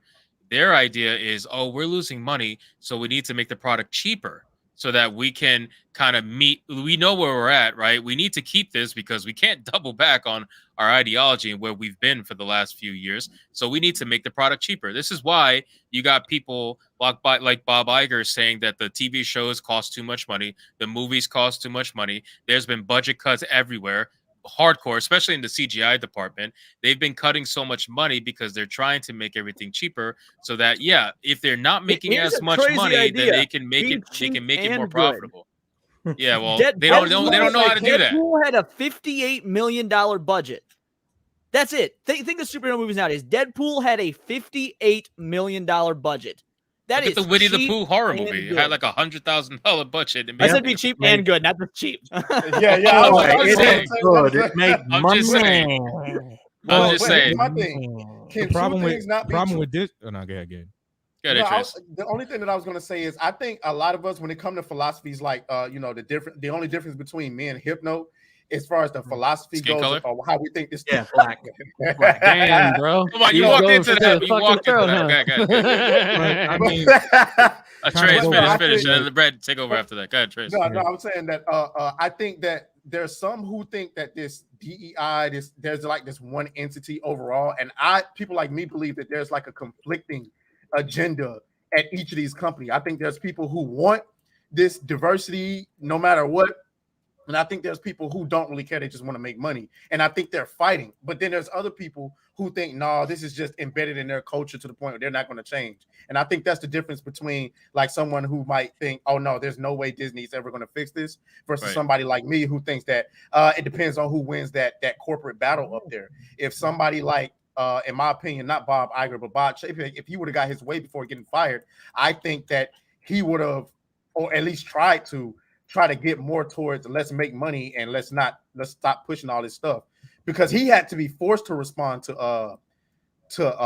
DeSantis. At least that's what we learned. he was forced to respond to that. Well, JPEG was trying to stay apolitical with Disney, and then you saw the switch happen where literally it was as if there was like a gun on his back, and he was out there apologizing and saying, "Oh, on second thought, we need to stand with blah blah blah," and then all of a sudden it switched. You know what I mean? So I do agree with you there. Like, he was definitely trying to steer in the opposite direction, and I'm sure that someone either higher than him or with more power than him or pull or whatever decided to say, "Oh no, bitch, you need to go back on that diversity, equity, and inclusion shit. Stop it." Yeah. You know what I'm saying? No, and then they started going against Florida. We saw this happen in Japan with Nintendo. When Nintendo's CEO Reggie Fils-Aimé retired, Nintendo of America, that is. So I guess technically we're seeing it with America. When Reggie Fils-Aimé retired, everyone was like, "Oh man, who are they gonna get?" Well, while Reggie was amazing for gamers and while all the games they made were good, in terms of hardware, Nintendo was actually doing very poor. They weren't selling. They brought in a money man, Michael Bowser or Roger Bowser, whatever. His last name was Bowser, which is really ironic. He was a money man. I was like, are you trolling? He was a money guy, and now look what happens when you bring in a money guy. Nintendo is doing the best they've done in 25 years. Disney was going to do that with Chapek, but the powers that be would not let him be apolitical. Like, it's that. He got the board involved. We've seen this work. It goes back to your point about making movies and stuff cheap. Well, that's the problem. Once you start buying IPs at a higher rate, the thing that you're gonna have to do is make the stuff cheap, right? Because now the problem is that now we have this whole IP that is ours, and again, when you kind of look at Lucasfilms back in like the 80s and 90s, they were still under 20th Century Fox. They're not under 20th Century Fox anymore. They're under Disney, and I would say the bigger problem is that Disney bought George Lucas sold Lucasfilms at a higher rate, but now if Disney were to sell it, they're selling it for cheap, right? And George Lucas, although if he were to buy it back, although he's probably never going to do it, he's not going to get a residual back. He's really not. No, fair.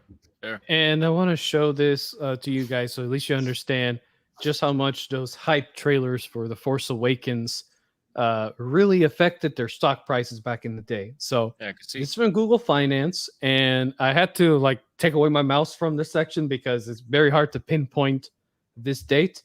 But November 20th of 2015, so almost exactly a month, you could say 28 days before, 29 days before Force Awakens came out, the stock price of Disney during that time period was at $120.07 per share. Okay, now that is one of the highest prices ever had. Well, one of many, but this is at the time period, it was the highest they've had in a while, right? And so when you jump to, say, December 18th, which is when Force Awakens came out, look what happened to the stock price. Fell down by $13 to 107.72 per share. Okay, now that is a massive drop. And then if you look at the rest of Disney, 2016, that shitty year where they were making more of the worst of the terrible movies. And I believe before you even touch it, before you even touch it, I'm gonna guess that big spike there is COVID 2020. Oh, you mean this? No, it's just 2020, 2021. Yeah, when streaming was being invested in by everybody because everybody was locked down. Let's see. It started. It had a spike. It dipped down. It dipped down when the lockdowns happened because lockdowns happened in March of 2020. But then it started climbing back up when they were letting people back out. Disney Plus probably had the same exact. November of that This is the highest they've had, by the way. I think. Or my. Oh no, no. There we go. That's what they were at their prime because of Disney Plus. But then it started to really fall hard. Yeah, and right around, I'm assuming, probably mid 2022. Mid 20 or second quarter. The dollar was a lot stronger in the 1980s and 90s, folks. Yeah. So accounting for inflation, that could mean many different things. It's so bad, bro. To give you an idea, their yearly range. This graph goes back to I think 1983. Okay, I don't know about these numbers. I assume maybe they were very cheap at the time. Can you imagine if you invested $4 into Disney right now? No, imagine in 83 you invested this much per share in thousands of shares. But yeah, they only started kicking back up in right around the late 90s, which is obviously when the Hercules movies and all these big bangers just coming out Animated films, all at once. Yeah. And then there was funny is their stocks started to skyrocket right around the time period that they were making all these big announcements that they had acquired Lucasfilm. All the dollar and just vastly reduced in value, folks. That as well. Yeah, we got to take that into account as well. But we're talking. I mean, the within dollar Disney. losing value is not going to account for that big of a spike. Yeah, though. for that what big of a happened spike, yeah. was Michael Eisner had been kind of was not really trusted as the CEO, and they brought in Bob Iger, and Bob Iger made some good decisions early on, and that really helped investors have a lot more faith. So Eisner out, Iger in helped. I mean, yes, the dollar is a thing.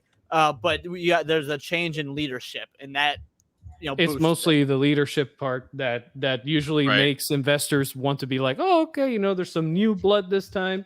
We can probably if we invest right now, maybe they'll do better. And also, these companies all follow the ESG scores before they became corrupted with the DEI bullshit.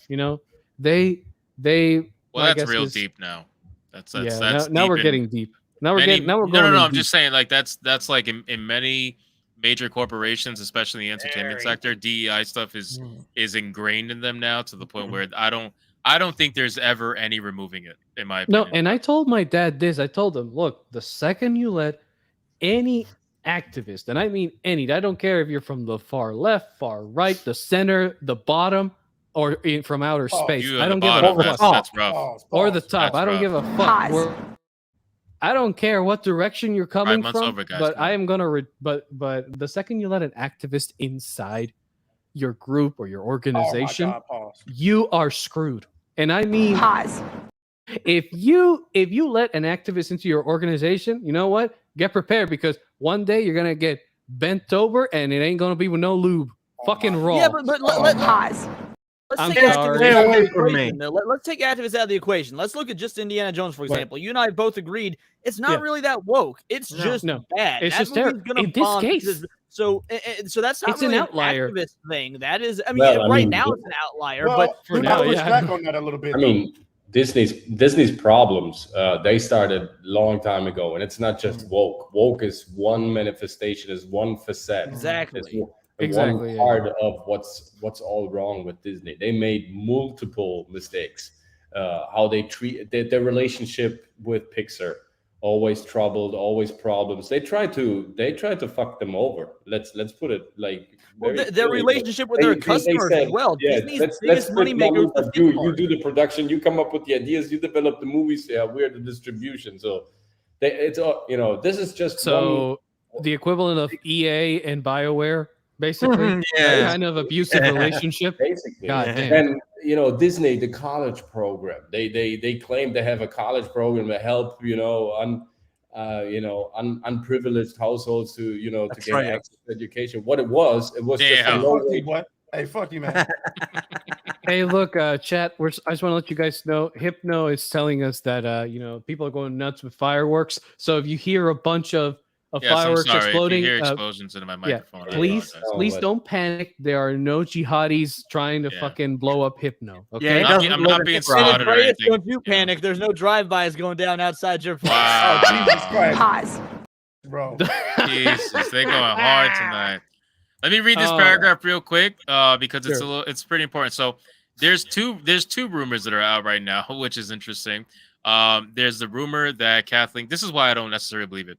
There's a rumor that Kathleen Kennedy is being fired, number one, after Indiana Jones failed miserably and is going to fail miserably.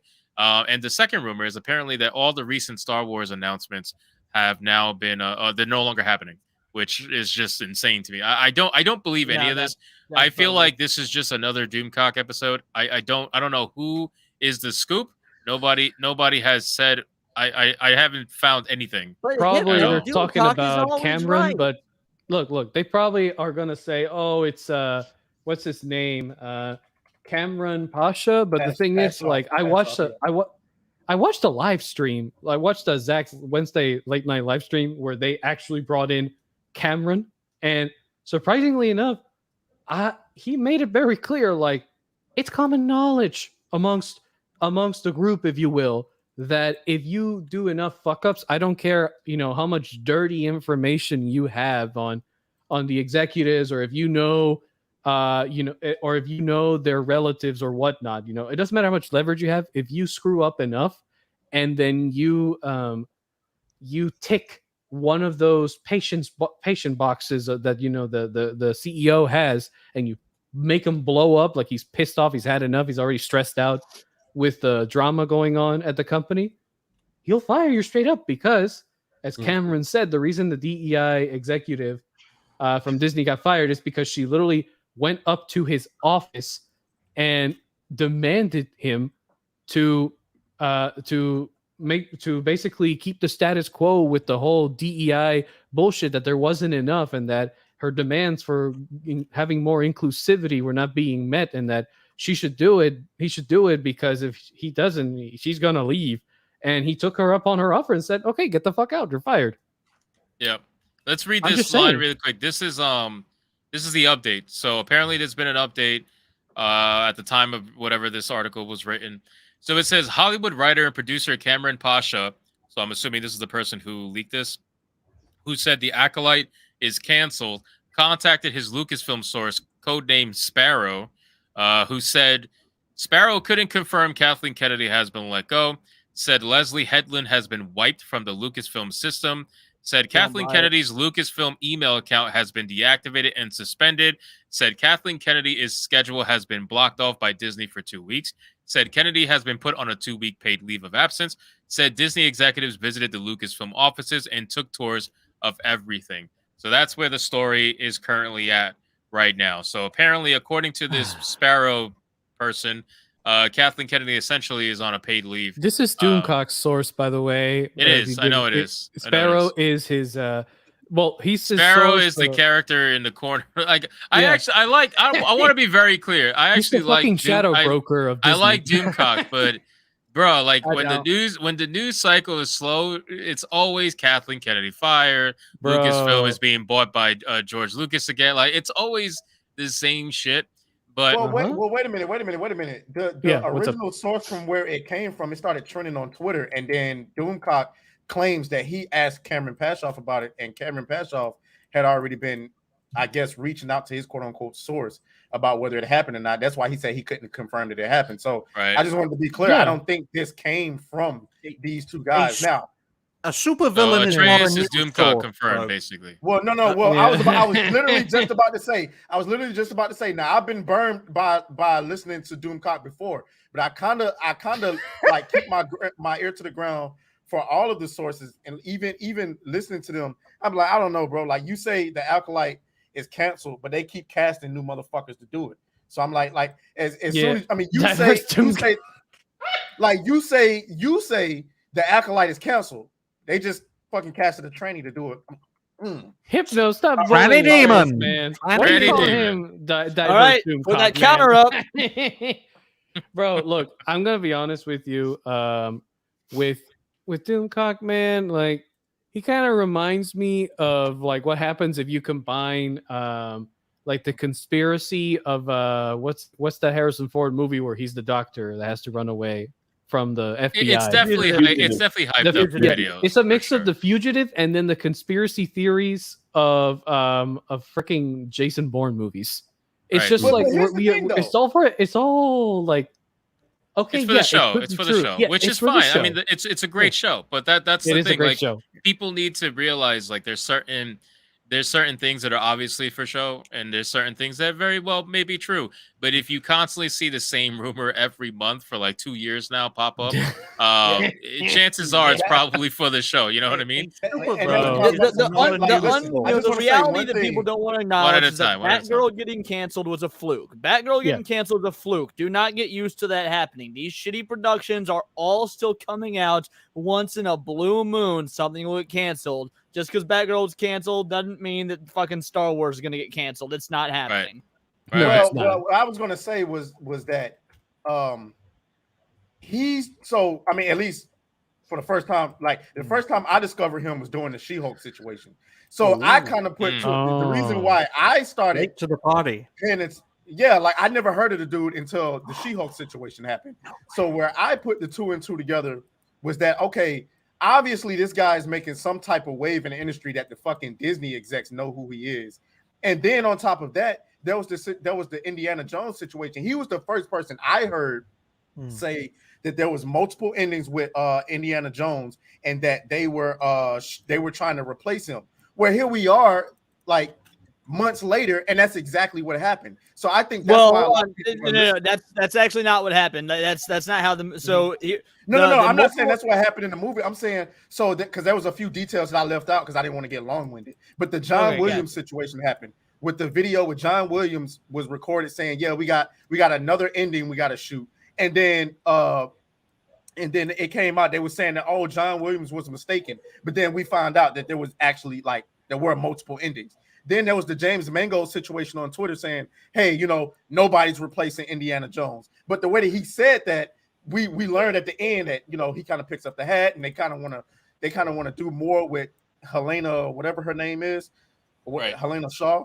And so it's kind of like Kathleen Kennedy. Now, I will say, because James Mangold has said that there was never any other ending. I will say I think that's bullshit, because if you watch the movie, the ending, I actually do like the ending. I'm not going to lie. I actually like the way the last 2 minutes of the movie end. That being said, it is a very not Indiana Jones. It is not the type of ending that an Indiana Jones film normally has. And it makes me think that maybe the original ending was scrapped and they made this new quick 2-3 minute ending to appease fans, because so while I don't, it's never been confirmed one way or the other whether there was actually a different ending shot, but given how the movie ended, I'm willing to believe it. Yeah, the thing is with ending is, look, guys, I'm sure you guys are aware of this part at least, but that rumor about him time traveling by accident with the bad guy to the siege of Syracuse, like in ancient Greek times. We probably should have said spoiler, homie. I mean, you're talking about literally the last 15 minutes of the movie. I mean, yeah, but bro, so you're aware. Just quickly, Oakley in the chat. Yeah, don't do spoilers, by the way. For I mean, I won't do any spoilers, but let's just say that you could tell that they were planning to do. Like, you could tell that if you're watching the last 15 minutes, like don't include the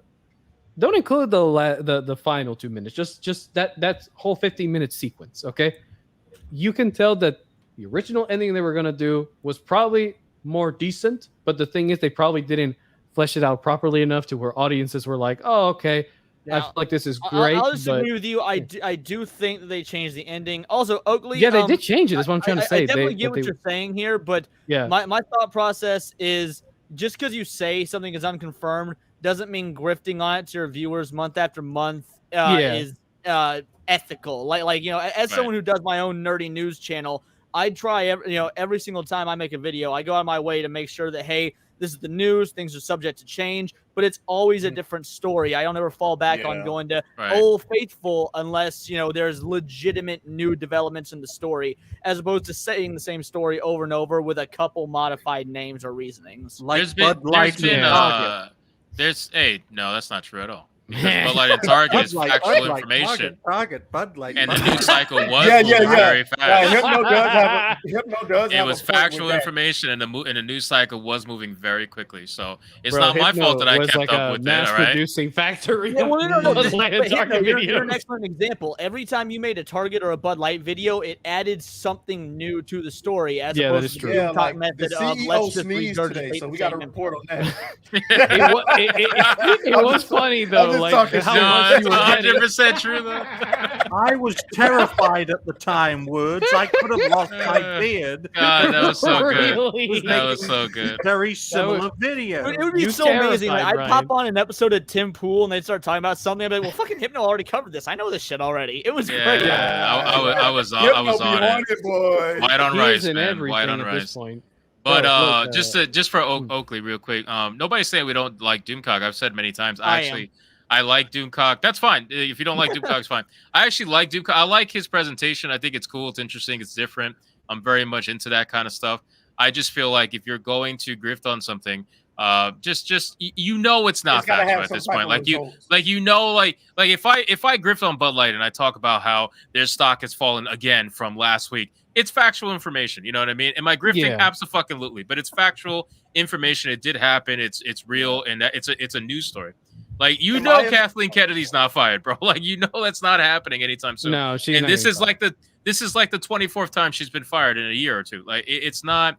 And I'm just saying there becomes a point where the grift kind of just gets a little like, I don't know if I want to use Leon's words unethical, but it becomes a point where it's like, all right, bro, come on. Like, we're really doing this Kathleen Kennedy thing again. We're really doing this George Lucas is buying Lucasfilms again. You know what I'm saying? Like, are we really doing this? But again, it is what it is. It's his channel. He does whatever the fuck he wants. He's more than it's a super. He is fully in charge of his channel. I think that he has the freedom to do whatever he wants with his channel. Absolutely. And hey, if it's working for him, go for it. Like, I support him making the content he makes. 100%. I just personally think that it is kind of scummy as opposed to those of us on a panel like this that tries our best to be. You mean drama alert honest. Levels of scummy? I haven't covered a Kathleen Kennedy fired in like months. I mean, I've seen so many rumors come out in the time span because I started to realize I'm like, this shit is getting a little sus, bro. You know what I mean? Like this is not really like a real rumor. This is just somebody just conjured this shit because the news cycle is slow. So I stopped covering it, but I talked about it in this stream because I'm like, all right, bro,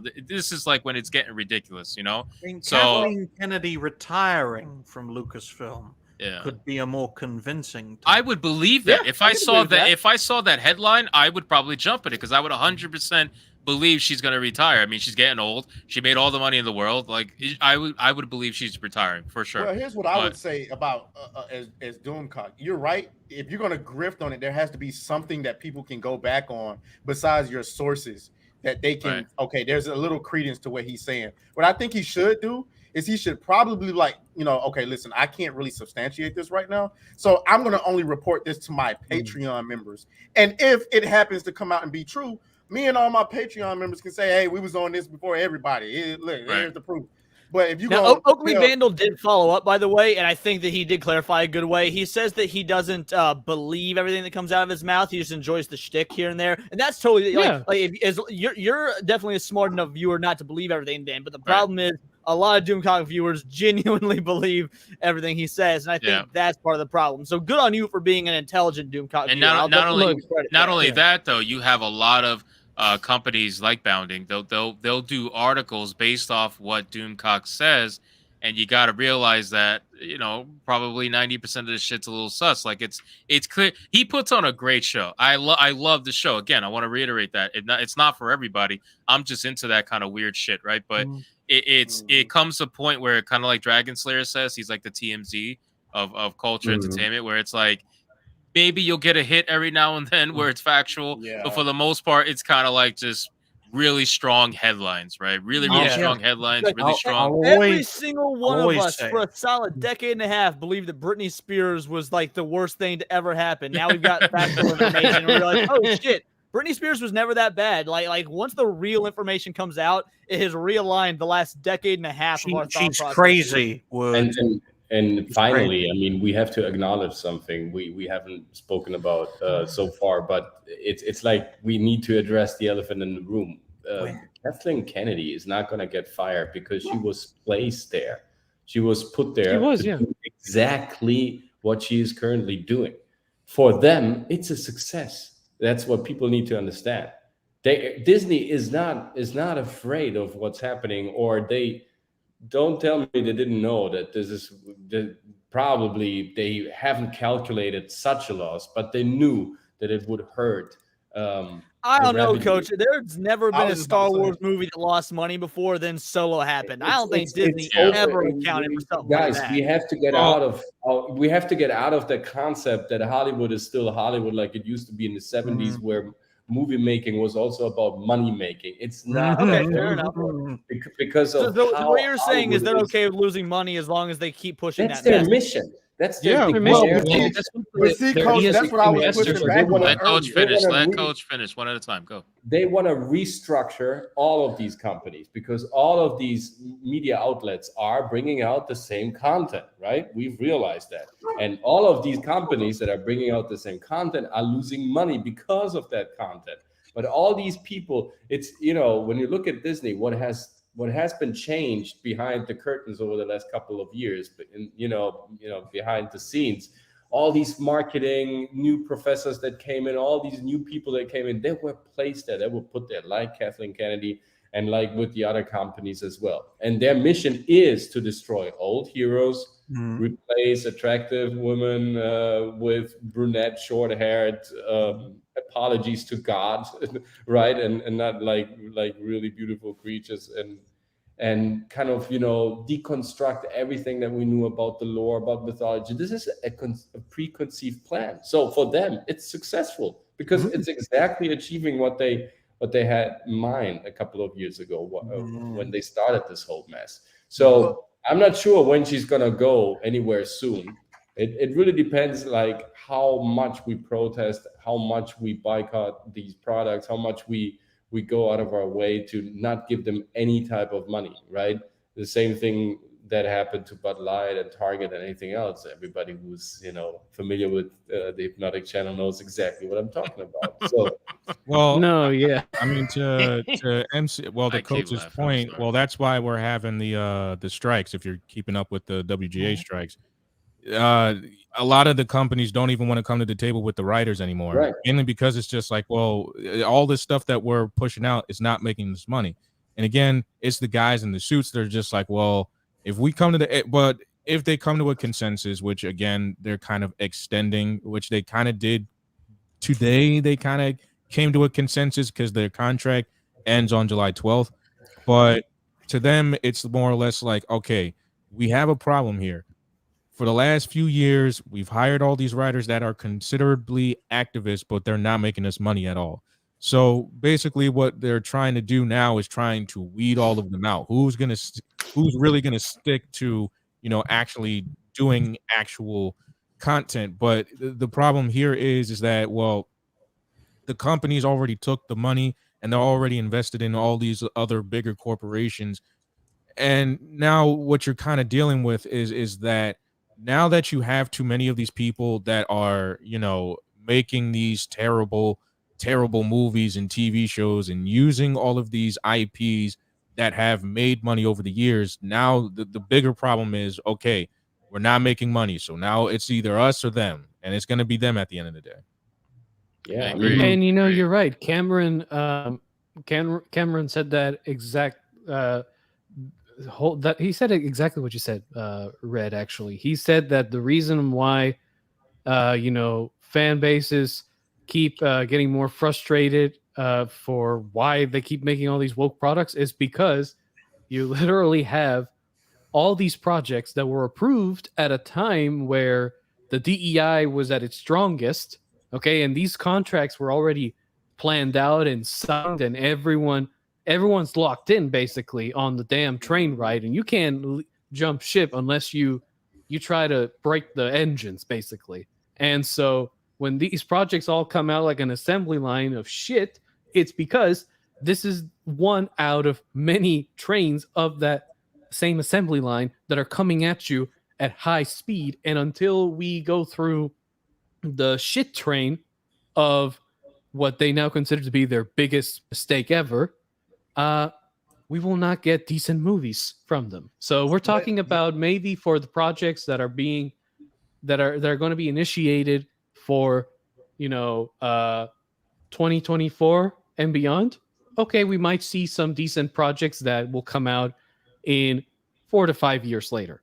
So until 2028 at least, we are not going to be seeing good quality projects because so many other projects, their contracts and the people involved were already approved. And you know, if they try to I cancel, feel like it's starting to swing the other way. I mean, with things like Extraction. no, now and it is. Now it is, Leon. But the thing is, before you like go at super chat. It's a 2-hour mark. There was a lot of super chats. Just want to get them done real quick, and then you guys. So Leon, hold your thought so that you can destroy Slayer. All right, so we got RC. RC for $9.99. Thank you, man. Says I love the show. I appreciate that so much. We got Glenn Bush for $5 and says nothing. God damn it. We still love you, Glenn. God damn it. At least you got a penguin in your profile picture. I appreciate that, Glenn. Thank you so much. Devil-Eyed Elvis, love the name. $19.99 says, "What's up, troublemakers?" What's going on, Devil? How you doing? Not much. Making trouble. Clearly, that's what we do. We got that girl Casey for 10. Says, "What's up, y'all? Just wanted to come through real fast and show some love. Hey, chat, smash the like button." I agree. Smash that like button. a if you woman. Have not. A real She spends one. her own money. A real woman. Beautiful black woman. Strong, independent money. Oh, right there. okay. Money. And then we got a $2 Canadian super chat from Emily's Whimsical World and says nothing. What the fuck is another nothing woman drops? right after the first? Holy shit! Come on, guys, if you're we gonna are super going chat, big. say something. I You're want to reading read your it. name. Say I something. want to Say read something it. like We also got, let's see, we got a 1 gifted Hypnotic membership from Panther 111. Thank you so much. We got 5 more gifted Hypnotic memberships from KRG. Thank you for causing chaos, both of you, Panther and KRG. You guys are awesome. All right, we are caught up. Yep, we're caught up. All good. Salty. All right, go at it. The panel, the people that get the most thirsty on this panel is usually Atreus. Okay, I don't know what the heck's going on, man. Like before the stream started, Coach was having some camera issues and his wife was helping him out, and the first thought that came into his mind is of clapping cheeks. Yeah, I don't know why. That was not me. That's That a was very Ryan. Just thirsty for some booty. Hey, look, that's like typical. So long, gay boys. That was Ryan, bro. Like I don't. Fuck you, Atreus. I'm not words of paradise. What a Ryan, typical bro. black man, Why?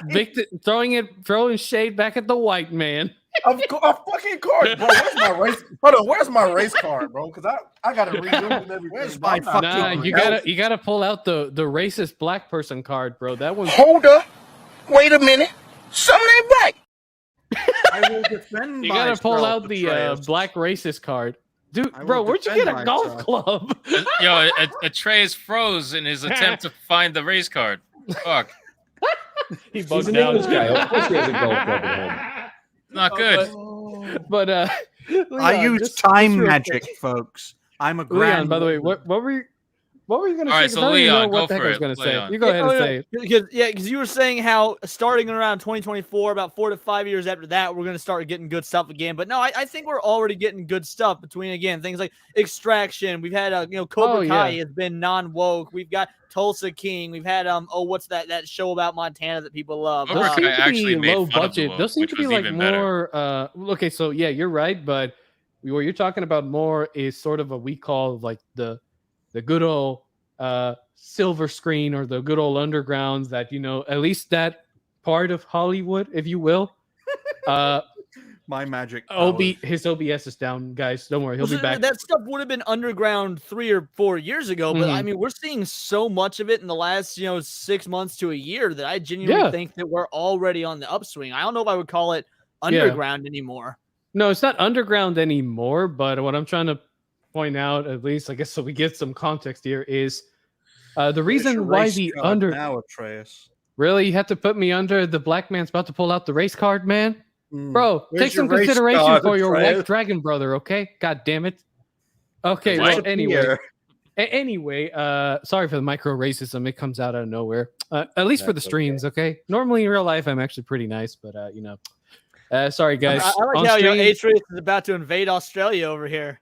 Bro, he is looking at our screens. His camera is probably frozen again. Did he freeze again? God damn it, man.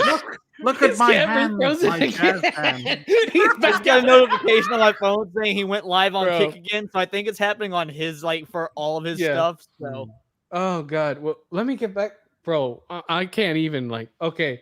All right, now I remember. that's what okay. I Just was admit saying. I'm right, and we'll move on to the next topic. God damn it! No, I was in the debate team. I went to nationals. I'm not was fucking I? giving up without a fight. A No, Mexican seriously, debating? My yeah, God. I was in the debate team and I beat the guy who was pretending to be. So I was pretending to be like a Cuban representative debating a guy who was pretending to be like a U.S. representative, and I destroyed him, even though I was pretending to be a communist piece of shit country. But yeah, it was Do you great. know but it was how many people you probably made communists with that performance? You should feel fucking ashamed. Of I should yourself. I should feel very bad, but I mean, it was high school. I highly doubt if I didn't make them communist, eventually the Joe Biden Hollywood administration would would've. have made them. So so don't worry about that. The whole point I'm trying to get across here is that years ago, yes, they were underground. Now, because of the things that have occurred with the major publishers, if you will, and it's the same thing with gaming, if we want to put them both together, and that is that when big publishers or big studios in the movie cases start failing hard, and the consumer is desperately seeking for that spark of creativity from filmmakers, that desire to be actually entertained. Keep making my point, because this is what I'm saying is happening. You said, well, that's what I was going to give the context for. No, that's what I was trying to give the context for. But it's like you went straight for the throat. I was like, bastard, I'm agreeing with you. No, but like, we're agreeing. I just think it's Ryan, you racist piece of shit. I know you did this shit.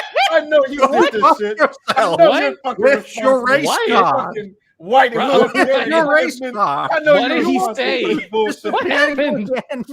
What? I know you did that shit. What did he do? What? Why are you zooming in? What? Take this. What? God damn it. What happened? Oh no! Oh, no! The hood didn't just drop you. BLM is here. What? Coach, hide your wife. Okay. Oh no. Yep. Oh, no, It's the gayest thing I have ever heard. Bro, is Red gonna Is that a French riot? break that graceful stoic posture of Red, man? Like we're saying the wildest shit, and he is just And there, he has no like a response, fucking bro. Greek statue, No posing. I'm for the telling you, camera. does anybody have a Not a counter on frown. Red smiling? Bro, we No. need a counter. Steve, get onto it, times. damn it. Grab It's your like having a notebook and start- counter for Joe Pesci saying okay in Lethal Weapon. We need to know Oh, exactly my how God. many times Joe Pesci said okay in Lethal Weapon. Kind of like having a counter for how many times Joe Biden doesn't stutter. Well, I was just listening to Dragon That's Slayer kind of a and smile. Leon That go at counts. it, so I'm just like, I wanted to interject on some of the stuff. Yeah. Go ahead. No, interject. All right, well, Go for it. let's finish up on Captain Interject, Kennedy. please, So Mike interject Woodman. because I want to go to the Flash. So go ahead, do your thing. You're We're the still only talking one. about that? Like they're still Yeah, because I want to What? talk about how they're losing over $200 million. So come on, let's go. Okay. You- All but right. do you- Okay. Do your thing. Do your Hypno thing. I want to hear Overlord, what you guys have goddamn, to say. Go talk about it. Talk about Go ahead, Red Red. said he wanted to So- interject. I'm waiting for what Red has Sorry, to Red. say. I'm Our waiting for Red. Overlord didn't give Oh us no, clear good, signals. because we're at an hour. No, Go ahead, Red. Red. Do Yeah, say go what ahead you and want to say interject. about the last God topic. damn it, Red! Interject already. Oh man, I had my points, but then everybody was kind of talking, so I kind of lost it. So. Atreus just called me a Yeah. racist. What a fucking so- discount Mike, the weekend Mike. over here decided to stop the show and then not even Mike. contribute. Mate, get on with the fucking program, okay? This is a fucking show where you're supposed to already keep all your facts to yourself, even if insanity is happening. Come on, professionality here. We got to entertain a bunch of fucking cunts here. And where the hell is the hood ninja black man? We need our race cards here. Right, sorry. Oh boy. Oh Go ahead, God. man. All right, Leon. What were you There he going to is. say? You guys were talking about you finishing up the conversation. No, I've made my point. I just want to hear what Dragon Slayer has to rebuttal because I know I'm right. All right, Dragon Slayer rebuttal. I Go already for it. said I agreed with you, you crazy Yes, bastard. I win. Take that, former state champion or whatever. Okay, let's go to the Flash. I never disagreed to begin with. I was just basically confirming what you were already saying because guess what? Somehow we agreed on it. Oh my God. Jesus Okay, I'm Christ. sorry. I'm going to let my debate spirit vanish now. Okay, I'm going to shut up because I really want to hear Red and his crispy voice talk. Pause. Don't you dare There's turn a this shit smile. into some We got homo a crap, fucking Atreus. smile. We got a Atreus. smile. Atreus suspects gay shit all the time, bro. We got a smile. Holy shit. What? Holy shit.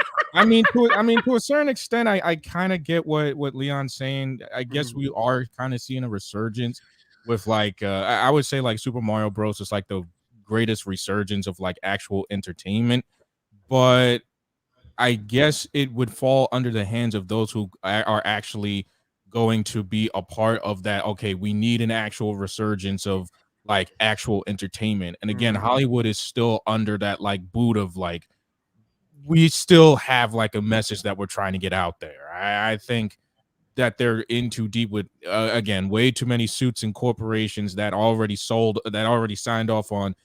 The message has to be in there at some point. Now we have like Illumination and Nintendo making Super Mario Bros. And I guess you can say to a certain extent, the Barbie movie, I've been hearing some stuff about that, and I'm just like, I'm not gonna watch it, but why not? But I hear that they're trying to make it a quote unquote feminist movie, that Amy Schumer dropped the Barbie movie and all that other stuff. So there is like, oh, but you're the first person I've met that knows that besides me. People don't realize that when the Barbie movie was announced in like 2011, Amy Schumer was tied to it. Congratulations. Well, the thing is that it's not because I'm trying to say, oh, Barbie is woke or anything. It's literally like looking at it from like an entertainment lens. I look at this stuff every day. Is that, well, Barbie itself was just supposed to be a movie about entertainment, but when you had like Amy Schumer and all of them come in and say, well, Barbie isn't feminist at all, I'm going to drop this. Well, now it's a problem because the Barbie movie is now entertainment. The main problem with Hollywood now is that they know full well that people want to be entertained, but again, this is why we're having because I'm a part of the union. This is why we're having the WGA strikes in the first place, is because both parties, both the people that are writers and both the people that are suits and all that, took way too much money. They gave these people contracts and said, this is what we're going to produce for the next some odd years on contracts. Found out that they're not making any money off of it. Now it's the corporation saying that, oh, well, you know what? Because I'm not making any money, what we're going to do, and this is just something that a lot of people don't seem to understand, is that when the pandemic happened, they made sure that they were solidified. All these streaming services were just the beginning of the end for almost the whole entertainment industry. Now you're at a point where the streaming services don't want to put out their numbers. They don't want to show you how much money they're making, because again, it's supposed to be a fun. We're not making. It's just a funneling machine of money that it's just revenue that they're making back. Hey, Red, I wanted to let you know that Steve here, he gave you like the greatest compliment on your voice. He says your voice sounds like as if Morgan Freeman had an illegitimate love child with smooth jazz on a saxophone. Oh, come on, man. He smiled. Hey, look, he smiled again. Holy shit. I think that's the second or third smile. Who's keeping count? TJ, keep count, guys. Steve, come on, man. Keep the count going, bro. And also keep the count of how many times Ryan swipes away Leon's freaking boiling in here. We do need to buy Ryan an AC. There are so many fireworks going on behind me, man. It's wild. Everybody's getting ratchet over here. It's 53 Fahrenheit. It's boiling in here. I didn't know white people could get so ratchet, but then. But to finish my point, don't say a comment like that, because then Trey is gonna ask a lot of questions, bro. Don't say that comment now, Salty. Well, just to finish my point and just to conclude this, it's just more or less like, I mean, the entertainment industry now is kind of a money like laundering. I'm not saying money laundering, but it kind of seems like that. But Hollywood knows it needs people to be entertained at the end of the day. And with like the advent of like the Barbie movie that's coming out, the Super Mario Bros. Movie, you have I forget the other movie that kind of just blew out of the water. I guess you could say Spider-Man. I guess you could say Across the Spider-Verse kind of did it, but it's more or less like we all know that we want to see stuff that is entertaining, that we can be entertained by. But I guess what you can say, and I guess when you're looking at it, we have to see after this. One, you have to see after the strike, and number two, it can't just come from Hollywood anymore.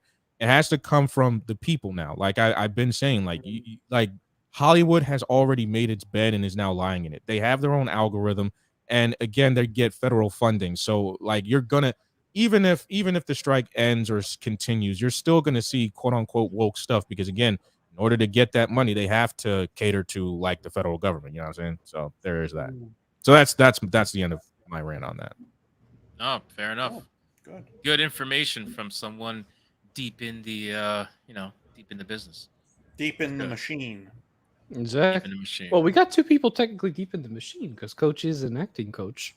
And Wyatt too. So we have Wyatt's really deep in the machine. The shit he's sending, I'm like, why are you there? Wyatt is the number one shill. He is the leader of the Hollywood shill clan. Okay, 100%. Red and Coach are the lieutenants at this point. You guys need to increase your cult though.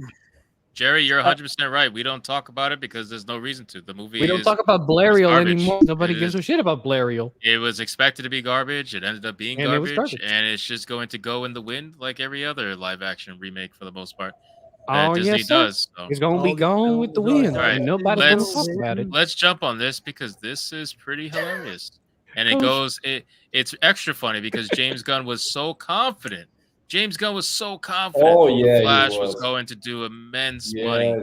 Oh, and yeah. now it's been announced that the Flash is being removed from 1,500 theaters. Oh, Damn. you know what's Because funny it's about already? theaters, man? It's only how long has it been out? 2 weeks? 2 weeks. 2 weeks. 2 weeks, yeah. Yeah, and you know what's 2 crazy weeks about to lose 1,500. No, theaters when now. the Prime come on and yell at us for thinking the movie's bad. Prime's gonna show up on anytime you start no. mentioning DC. Prime is Prime like just a fucking magically shows up and he's like abomination and then leaves. abominations, all of you. You're talking bad about the Flash, you fucking bastard. DCFU, folks. It's the DCFU. I honestly Exactly. don't know if James Gunn is really gonna be able to save DC. At first I was thinking, I'm like, you know what?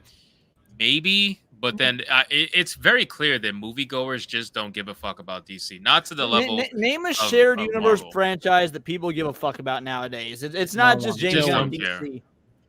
Like Yeah, they don't nobody care. cares No one anymore. cares. People would rather get you know what's funny? Like a movie that didn't do so well that people actually wanted to see more of back in like 2014. You guys remember Dracula Untold with Luke Evans? No one Yeah. wanted to see more of that. Yeah. That movie bombed. Everyone hated it. I mean, for me, yeah, I know back then I was like, oh, this is kind of I okay. actually like But I that saw the movie. potential. Like I saw the potential of That like, was how it supposed could to be become the better. first movie in Universal's Universal, Dark yeah. Universe, and it bombed so hard. Like, no, it's not. This isn't the first movie. Yeah. The Mummy is. Like, But, no but one wanted remember more of the that. mummy. The Mummy did worse though. Okay, and that had Tom Cruise on it. Like that's the craziest thing. Like they tried to get that I have off the ground, and it quick question. I for you actually guys. like that movie. Sure. I have a quick question. That you no, guys not can the Brendan Fraser chime one, the in Tom and Cruise one. You guys can Yeah, keep the ask away. conversation going. Mm. So my question is, we all know the Flash is bombing. That's very very much clear. Mm. How much of it do you think is attributed to Ezra, if any? Do you 30% think, cop. do you 30%, think probably. that Ezra is the reason or partial reason that this movie is bombing the way it is? I will love to hate on Ezra, but I personally don't. But I just want to know what you guys think. Not He is outside not the the, reason. West. Like in the West, that's probably a large portion of it. But when you compare it worldwide, I'm sorry, the world is more invested in what's going on in Ukraine and politics and their own Right. little geopolitical stuff, their own entertainment things in their own countries. They're not hearing about Ezra Miller choke slamming a bitch in Hawaii or whatever. So no, You know, he you're right, kind of but- looks like Michael Jackson, folks. Except I always think completely that Ezra untalented. Miller looks Just like check out Michael the private Jackson. chat, guys, real quick. Bro, when you get a look, chance. I'm gonna tell you something about the whole Ezra thing. At the end of the day, yeah, you're right. Ezra, nobody gave a crap about Ezra. The reason this failed is because, and thank goodness Prime's not here, because then he would have like fucking gone after me right off the Abomination! bat. Exactly. Abomination. So right before that, Prime. Okay, what I'm about to say is an abomination. Maybe I don't know. But I think the problem with this movie, why it did so bad, is because number one, the fact that the DC cinematic universe, before they chose James Gunn to, I guess, reawaken it again for the third damn time. The fan base was getting tired of it because they desperately wanted to turn it into their dark DC cinematic universe, but then what ended up happening is they were so disjointed in the high leadership decisions and what they actually wanted to do, the direction they wanted to go to. And then on top of that, Zack Snyder, unfortunate event happened with him, which is that, and by the way, correct me if I'm wrong, but I believe something happened to his daughter, right? One of his family, did she die or? She died. Yeah, she died. Yeah. died. And so he was gone for like almost a year. Okay. Well, so And- what happened was they Yeah. fired Snyder, but used his daughter as an excuse to let him graciously step away Exactly. from the project. Exactly. But that being said, I don't think that matters too much, man. I mean, No, I not- get what not- you're not now. saying, There's more but to it. the There's Flash, more yeah, to it it. came out in 2023. It's so far Yeah. removed from the original Snyderverse. I don't think Snyder really has anything to do No, with it when yeah. they're talking about normies. And the problem, but also here's the thing, dude. Like everyone, apart from Ezra Miller, we also have the thing that, everyone already knows that Zack Snyder is not going to be involved at all anymore. He's not been involved for a while, but also that James Gunn is going to delete everything related to Zack Snyder and this start entire from scratch. transition. Exactly. has And so no purpose. Yeah, and You people don't need to say don't want transition. that. LGBT month's over. Yeah. Hey, look. Word. Look, I was gonna put it bluntly. People didn't want to go see this movie because if it's been announced several times that James Gunn is going to restart from scratch and none of this is going to get transferred except maybe Ezra Miller and Amber Heard, probably the worst human beings on this franchise, then I might as well not go see the movie. And then, like, I'm talking a normie mentality, by the way, not our mentality, but in a normie mentality, you would say, okay, then why should I go see this movie if most of the characters that are going to be here are not going to be transferred over or matter in this new remaster, if you will? I take it a step further and say, I'm just going to wait until the new stuff comes out. Like, for a normie mentality, I don't even think they'd take it that far. They'd just be like, we've had superhero movies for the last 20 years. I'm fucking tired of them. That too. Watch this movie for George Clooney, folks. Best part of the film. I wouldn't even watch it for George Clooney because the thing is, bro, he was the worst Batman in my opinion. I didn't like his Batman. That's Batman. I didn't like his Batman because it was too goddamn cheesy. Like, it made Adam West's Batman look masterful. But like, I like Adam West because of the fact that he was trying to mimic more the comics, which great, but it's like they're trying to make a more sexual 90s version of it, which, bro, I didn't want to see them bat nips and bat ball sacks, okay? Or that bat ass, okay? Well, I appreciated the Batgirl ass, but nothing and Poison Ivy, okay? But bro, I didn't have one. What? Well, didn't Atreus have something to say, my good man? Yeah, come on, Booty Ninja, tell us. I was gonna say I disagree with the notion that people are tired of superhero movies or whatever the case may be, comic book movies. I just think fuck this game. I just think that for one, I think people overestimate how popular the Flash is. Me personally, I think people overestimate how popular the DC brand is outside of Batman, Superman, and Wonder Woman. I think what they're missing is the Flash just didn't have good storytelling. Dude, the Arrowverse, the Flash was one of the biggest shows on television. I get that, but that's something you can go and watch television on the CW, and your expectations for the CW is much lower than that of a $200 million. No, but I'm just saying popularity. You're talking about popularity, not expectations. Like if you have literal millions of people watching the Flash every week, and then the dude's getting a movie, that's potentially millions of customers. And didn't the Flash vanguard the Silver Age of comics? It did. You're right. It did. It did because I remember Prime I was shouldn't have telling said us all, movies, watch this documentary. I shouldn't have said people are getting tired of superhero movies. People are getting tired of blockbuster franchise products, not just movies. Because Book of Boba Fett and Obi-Wan, they did horrible viewership numbers. Not even just because they're bad. I mean, they are bad, but they did horrible viewership numbers. Indiana Jones, we're seeing very middling at best viewership numbers. Most superhero movies as of late, horrible numbers. So it's not just a superhero thing. It's a big budget legacy franchise thing that people are getting tired of. Yeah, and also one thing that people are getting frustrated of as well is the fact that whenever you create these TV shows that are supposed to be very long, 5-season contract TV shows where each season is 8 damn episodes, a lot of people are also tired of the 8-episode format for their TV shows. In fact, they would rather get an entire 24-episode season instead of 3 fucking seasons and finish it. Bro, Supernatural, people watched it for years because it had so many. Well, eventually it fell off, but in the good days, in the good old days of Supernatural, people watched it because each episode, even though it was a lot of them, they were really well made, and dude, it somehow I watched Supernatural. I never missed a week from I started that show when it was on TV in season 1. I started with episode 11, Asylum. I've been watching that show since the beginning. I did not miss a week through season 6. I quit watching season 6 because it started to suck. I was subscribed to Supernatural Magazine, the whole nine. I fucking loved that show. It fell off so hard. But that being said, I look back on the memories of 22 episode seasons, not just with Supernatural, but TV shows like Eureka, Buffy the Vampire Slayer, The Pretender, like all these classic shows, The X-Files. We don't fucking have what is 8 episode seasons? That's not a goddamn season.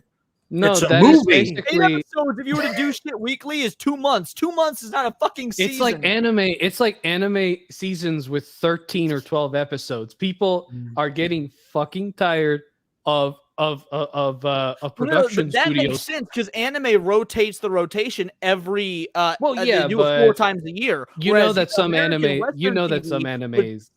American TV would run for 9 months, take 3 months off. 9 months, take 3 months off. When did that stop? Well, I mean, I know when it stopped, but it's retarded that it stopped. But the thing is, like with anime, dude, like if you do that cycle, you're right. They do release it faster, but at the same time, like if your first 13 episodes for your anime suck balls, or you know what's going to happen? People are not going to come back for the second season, or just going to. That's not just an anime thing. The Japan it's a general, thing. Worth it is Japan has a 3 month, a 3 month block, and then every 3 months their block of programming changes. Not just anime, just in general. But you know what? Look, what Atreus, Red Coach. What do you guys think about this? And also Ryan, I want to hear. I was going to say. Well, go ahead. Well, I mean, to Atreus' point, I mean, yeah, I can understand people not being. I guess you could say people want superhero movies, but I think it's just the big corporations jumping the gun a lot. I mean, Marvel. Especially because it's less like bomb after bomb after bomb. But when it comes to DC, at least they're trying. But I mean, in this one, they've been. I mean, DC kind of took the Marvel route. That's why they've been, scrapping a lot of TV shows. Batwoman didn't come out. The Flash. I mean, what was it? Black Adam kind of didn't do too well. A lot of people had, hopes with it, high hopes. I didn't really get my hopes up with that. I mean, although another movie that didn't have an agenda to its credit. Yeah, no, I do agree with that. But I would say that I guess we're all fatigued with them. I guess we're not tired of them. We don't hate superhero movies. We like superhero movies. There are just too many coming out. Like there's a new superhero movie coming out every like month or two, to the point where it's just like I just don't want to watch a superhero movie, What really hurt that was streaming too, though. Other films. Are people going to go see Oppenheimer? Are people going to go see Barbie? Are people going to go see Dune Part 2? Because if you don't go see these films, the people there's all right. Well, they're not going to see these movies. Let's just keep making superhero movies. If you don't want to see more superhero movies, go fucking watch other movies, people. Yeah, no. To Leon's point. No, that's always been the thing, because again, the market kind of looks at it like this. The market looks at it like, okay, people are kind of tired of seeing these superhero movies, but we're going to still make them anyway because people are tired of watching superhero movies, but they're not too tired to complain about them, to give them more promotion, to advertise it. So people are going to say, so the corporations look at that as, let's keep making more superhero movies, because they're not going to go watch the Barbie movie. They'll watch the Super Mario Bros. Movie, but after that, we need another Super Mario Bros. Movie, which is coming out. Then we'll need something like the Spider-Man, or we'll need something like the Oppenheimer. Like people love to complain about stuff like this, but unfortunately, choice. They don't put their money where their mouth is. Of course, yeah. Well, of course, you learn that. Well, 2 points I want to make is, number one, streaming definitely affected it, because you have. These superhero shows didn't exist before. You only had superhero movies, and that's it. Now you threw in 8 episodes of superhero shows, 5, 6 superhero shows a year at the minimum. It's too much. It made people realize, like, this is just too much. Because you used to have that gap between movies where, all right, you could be hyped for the next one, Now, but what makes it worse? Now you're trying to tie in the movie's lore to the TV show that you're forcing people to watch, but they don't necessarily want to watch it. Now they feel like they missed out on something. It's too much. And number two, in regards to people not putting their money where their mouth is, I mean, you can say the same thing about YouTube too, because you got a lot of people who say, why do you only talk about negative stuff? and then you post a positive video and it gets like 200 views versus your negative video that Oh, gets dude, like 10,000 views. My positive video praising the new Sonic the Hedgehog trailer got like shit views. Like, I'm used to getting, like when I I'm was used to praising getting, The like, Last of Us, it was garbage. When I was destroying, and mind you, both shows were huge at the time. They were Velma huge, yeah. and The Last of Us were equally huge in terms of like the name being out there. But Velma was getting fucking like 15,000, 20,000 views a video. Last of Us 300, 400, just completely nuked. And I was on top of both of them exactly the same. So it's just it goes to show like people say they want one thing, but they really they click on something else. And it's the same People thing with want movies to be too. depressed. They want to be depressed. No, I think people are angry forward. and they want somewhere to vent. You know, Exactly. and They that's need really what it is. They do. I look forward to when Dune 2 comes out. When Dune 2 comes out, if it's as good as the first one, I'm looking forward to giving a glowing, well thought out review on my YouTube channel. And you know what? If nobody fucking watches it, if it ends up being a 50 view video, at least I'm happy that I put out a positive video for a property that I adore. A 50 view video would be fantastic for me. I was the same way. I was putting out videos that I knew right off the bat were not going to do very well. The one that shocked me the most, then again, not really. I was gonna say Super Mario Brothers shocked me because I was praising it and how well it was doing. But then again, everybody else was happy about that movie too because it was going against the narrative, so it doesn't really count. But yeah, I'll put out shit that I know is not going to get a ton of views. And I was like, I don't really care. I want to talk about it, you know. And Last of Us was that, and I got even more proof because Last of Us, I was praising in the first couple of episodes, and then once they started doing their nonsense, I started trashing it.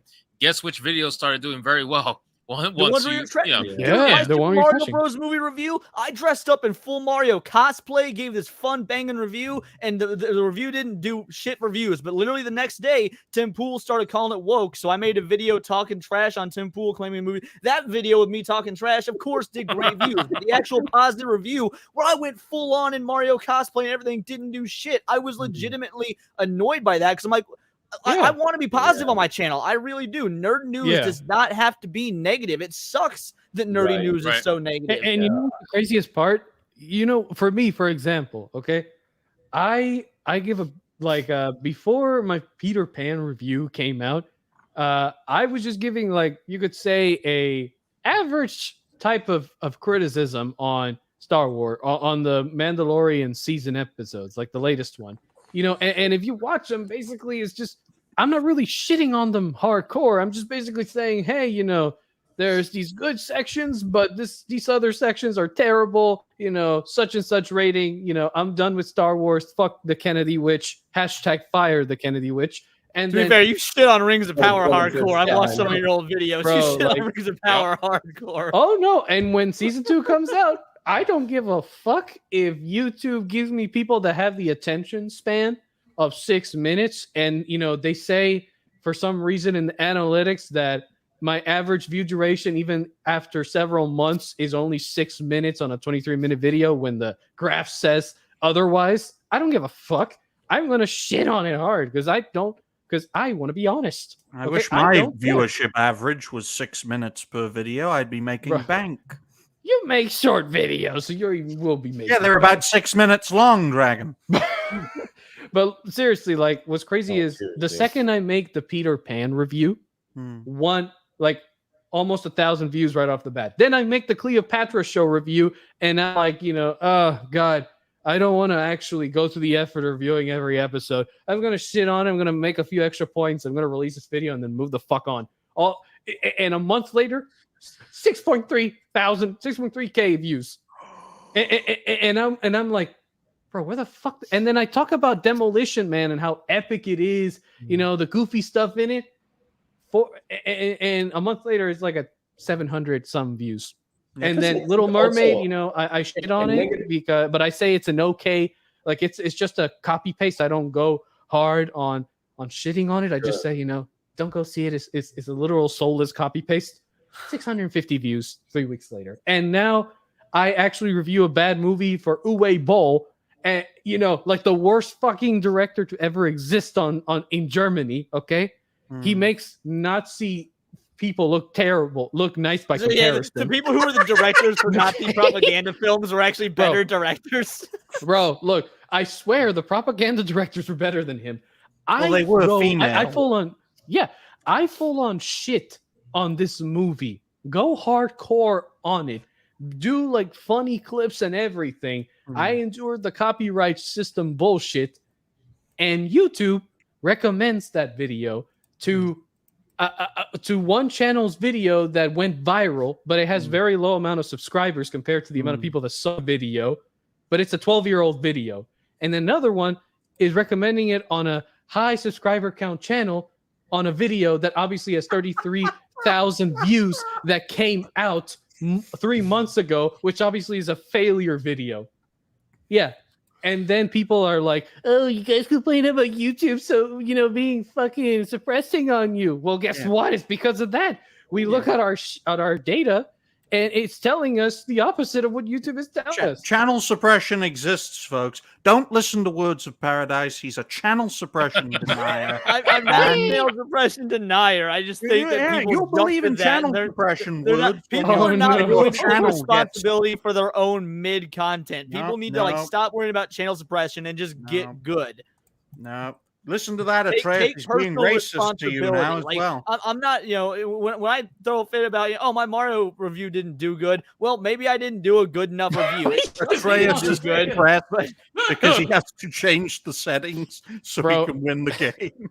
And I am not gay. What? I think he's... You can't keep getting away with it. What the heck is going on? Just throwing random memes. Exactly correct. Maybe people don't want to watch a video talking about something they like because they already like it, but will watch something they hate because they want to know they're not alone. Who likes a new movie, though? I might be in the minority. I love watching, like let's say Sonic Adventure, my favorite video game ever made. Anytime a new Sonic Adventure video comes out, I will watch because there aren't a lot of people doing that sort of thing. When someone makes a Sonic Adventure video and it's like a 3-hour breakdown of the game, I'm like, ooh, I know I've beaten this game 3 times a year every year since I was 5 years old, but I'm going to watch this review as well just because I'm so happy someone else is talking about Sonic Adventure. So, well, I get what you're saying. I feel the inverse. When someone talks about something that's niche that I love, it makes me feel not alone in that I love it. So, I agree with this comment from Sanguine Tales, by the way, for the most part. But go ahead, Coach. I think also most people, they just want another excuse or just another reason or just another argument why not to go to the movies, right? And if they watch like a negative review, it's like, I told you so. It's a bad movie, so we can stay at home. We can save the money. We don't have to take on the hustle to get to the movie theater nowadays, which is truly expensive and costs a lot of time extra to then watch an average movie. I feel like somebody who is really willing to watch a movie because he loves the IP or it's one of his favorite actors, whatever. He just goes and watch the movie. I don't think he's gonna watch the review first, and that's why I feel like the positive reviews are getting watched less because people know exactly this is a good movie. I'm gonna watch it. I don't want to ruin my mood by watching a negative, like potentially negative review. But when they need that extra fuel to say no to a movie and to save money and time, they probably watch a negative review to get reinforced in the belief that this movie is not good.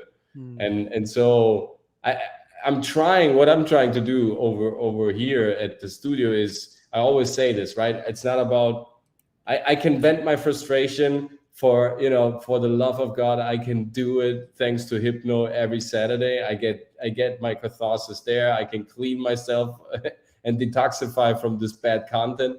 But over here at the studio, I just love to kind of give people tools all the time. And so I'm trying to be as objective as possible, to not kind of denigrate a product per se and just go on a wild rant. As a matter of fact, I tried to record like this Cleopatra review for I don't know how many days. And I was just, going nuts and wild because, I'm a history nerd and all that. I wanted to destroy that docuseries so badly.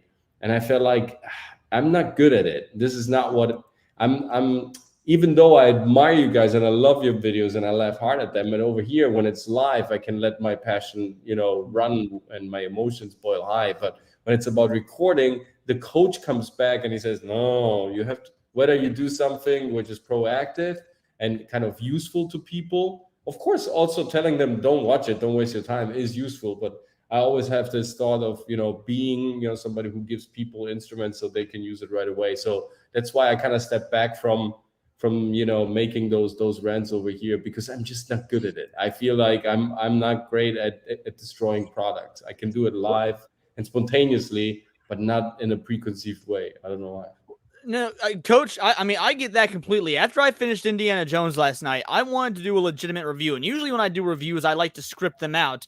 And that's what I was initially going with my Indiana Jones. I don't even want to call what I did for my video an Indiana Jones review, because it turned into more just a venting session about my favorite film trilogy of all time. Like, I went in with the intent of doing a scripted review, and then I tried to start the video over 4 times before I was like, you know what? No, I'm not.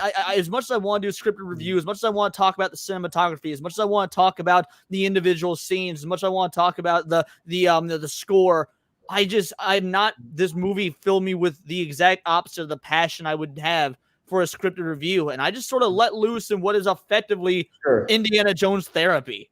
Yeah, because like Beyblade, let it rip. We say it over here, right?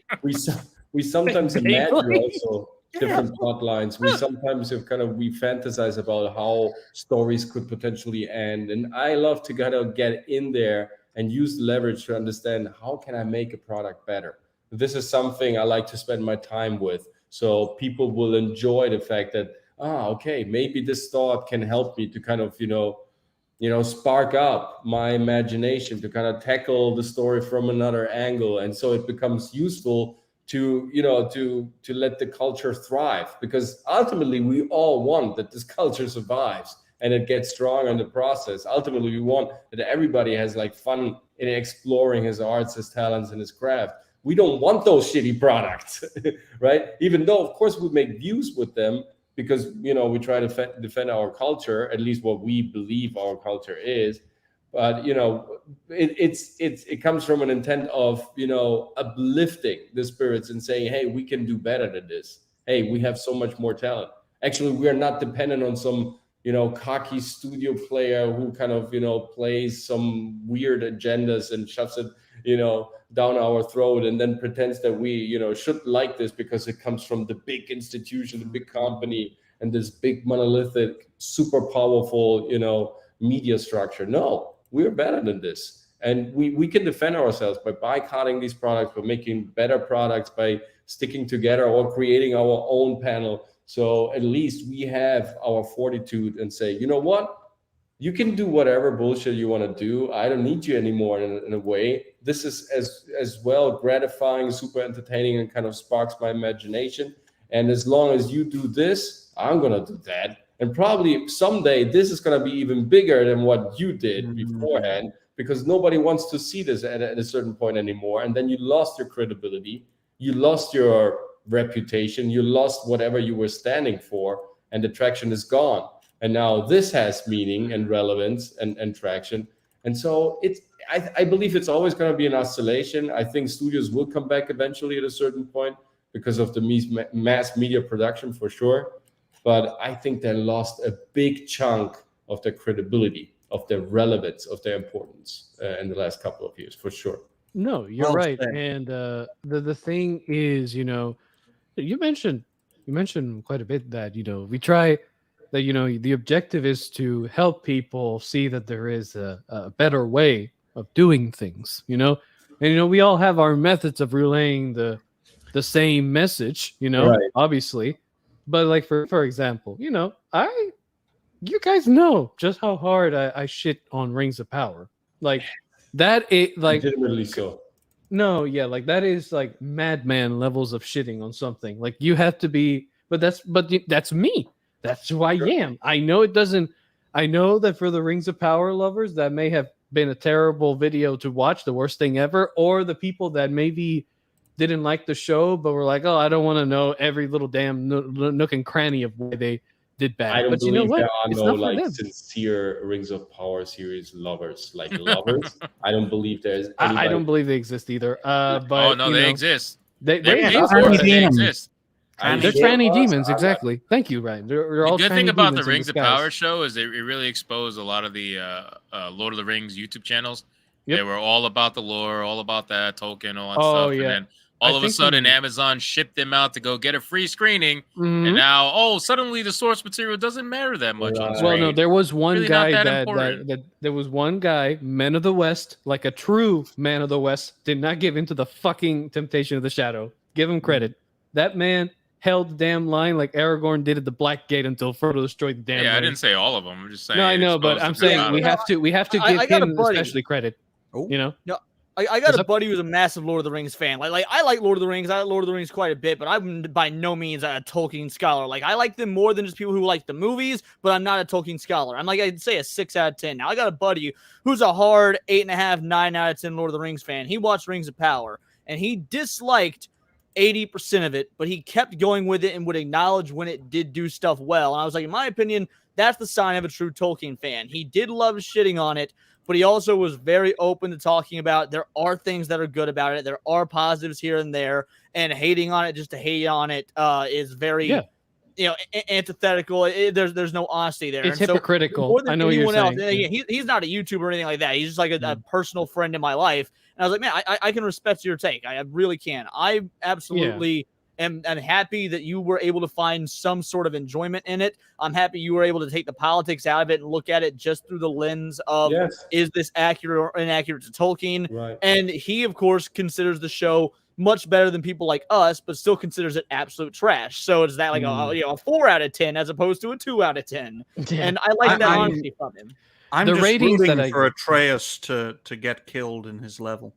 Oh, I'm sure he will, but until then, bro, look, I'll be honest with you. Like, even on my reviews, I will admit, when I look back on them with the ratings, they were fueled by a lot of anger, unfortunately. But if I look back on them, maybe I would increase the rating maybe by either half a point or an extra point when I actually think about it. No, like, the ratings were pretty low, Coach. Like, 2 out of 10s or 3 out of 10s all the time. Episode 6 can still suck a dick. It was the worst one, but that's never changing. Okay, I am proud of the rating for that one, but for some of them, I wouldn't. Some of those ratings were more emotionally driven, but at the same time, it's not like I. But to be fair, that's not necessarily a bad thing because these sorts of products are meant to they're meant to elicit an emotional response, and if the that's why I hated a Dial of Destiny so much is that for 98% of the movie. It didn't elicit a negative emotional response. It elicited no emotional response. And to me, that is worse than something giving you a bad emotional response. I mean, look, yes, Steve, I know Mount Doom was created because a bunch of sea monkeys broke a dam. I'm sorry, okay? That'll never go away, okay? That clip of me dissing on it, I mean, I'm surprised I was even able to say all of that in one sentence and Did you ever say sea monkey? That's very offensive, Dragon. But the Numenorians are sea monkeys. Yeah. The correct term is sea simian. I really do think that Ryan DeClan's they were very offensive. They were cardboard sea monkeys, the Numenorians. Let's be honest, because Atreus, their you armor's hearing made this? out of cardboard. Are you hearing this? Atreus, I'm criticizing white people. Okay, relax. I'm a white man criticizing my own kind. Stay away, damn it. It's not direct. I know it's not directed at black people because black people don't swim, so there's no way we can be swimming. Yeah, but black people can't do capoeira like fucking Puerto Rican elf over there. Trying to hit a.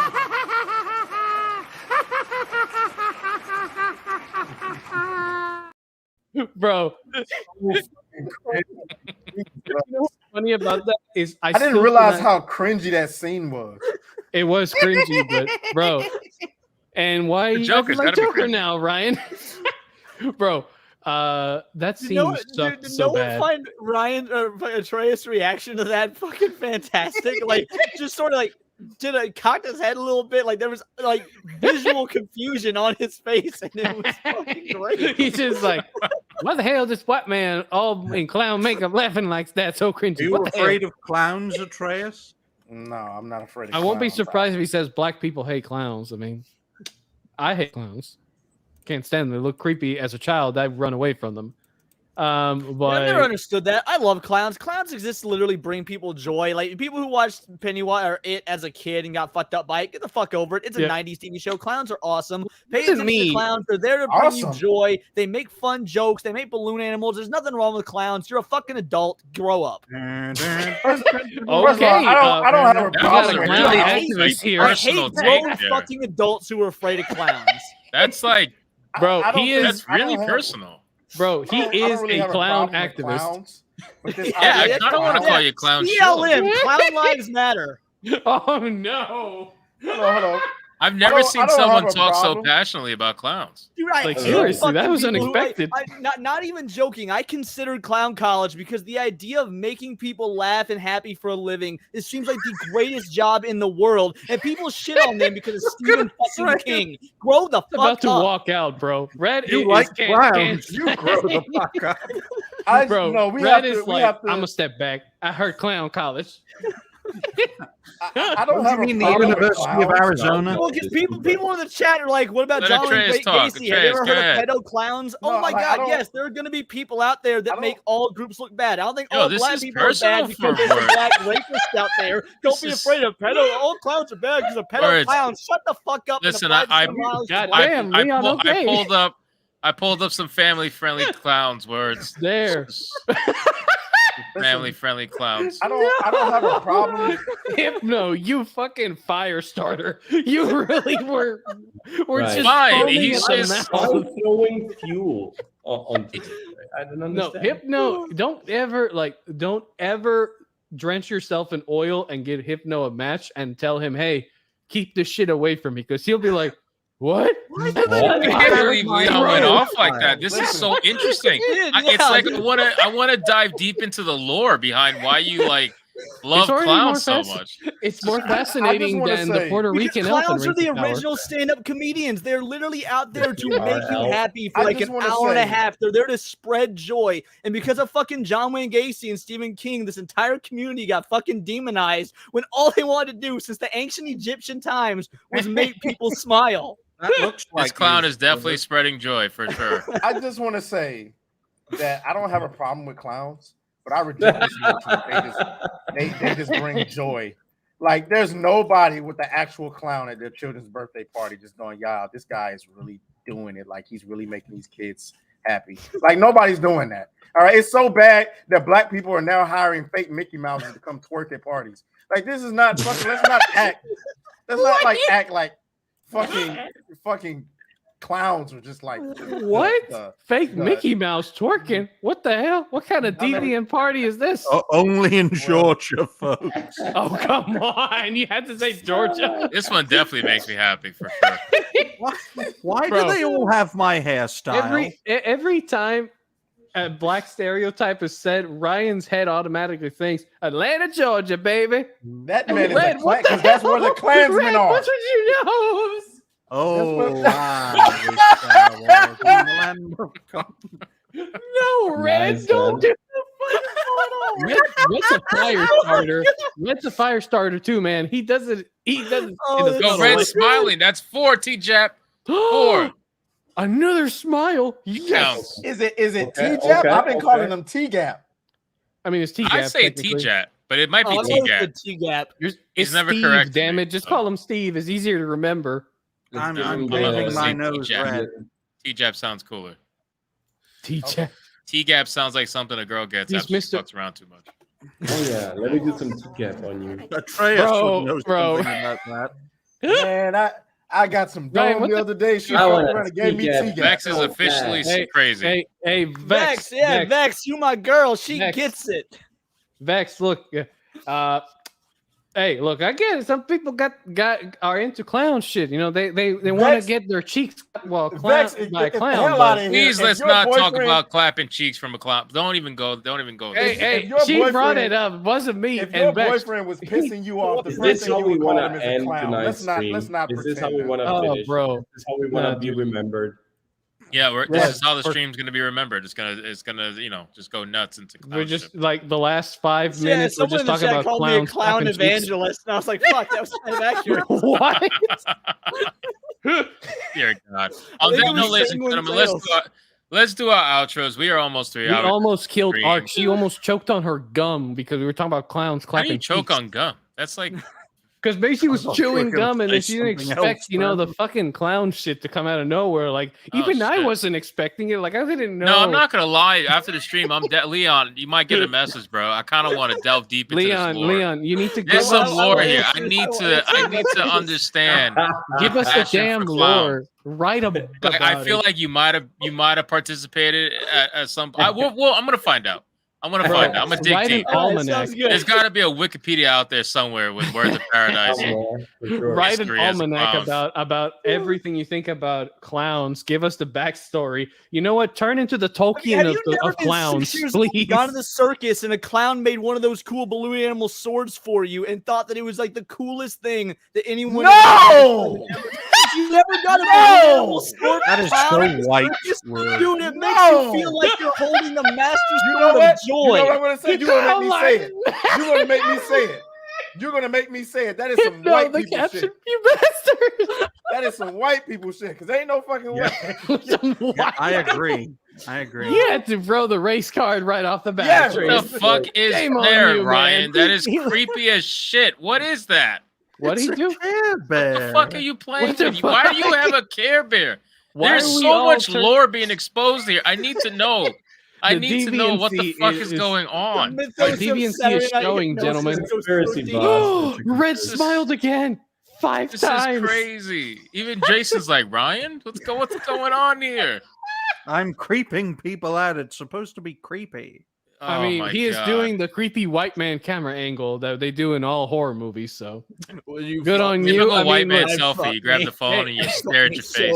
Hey, look, it's not as bad as YouTube when they did that fucking automatic thumbnail for Coach's short. Literally looked like a serial killer picture. Like, let me find Was it so I he can playing show with the Care chat. Bear for a while? I couldn't even notice, man. His camera's blinding with whiteness. It's hard. Bro, I can't see shit. I'm gonna show chat like that picture that the freaking YouTube decided to pick. It looks like Coach is a serial killer about who is planning to murder, like, you know, a bunch of teenage girls On his You want short. to know what would make him look less threatening? Fucking clown makeup. No, that's not how this works. It would make him worse. He has like was holding he has a a face that if Care you Bear, put it would enough look makeup less on him, like he hostile. can look terrifying. Yeah. Here it is. That's a chat. fucked up thumbnail, YouTube. Why would you do that? YouTube. Yeah, YouTube. You're little bitches for doing this to poor Coach. Why? I love why how did- YouTube pushes shorts. Supposedly, I don't Yeah. believe that, but they push shorts, right?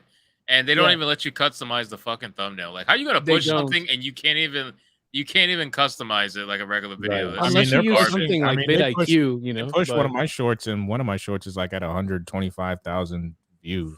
Shit. Famous. Damn. famous now. Are you smiling?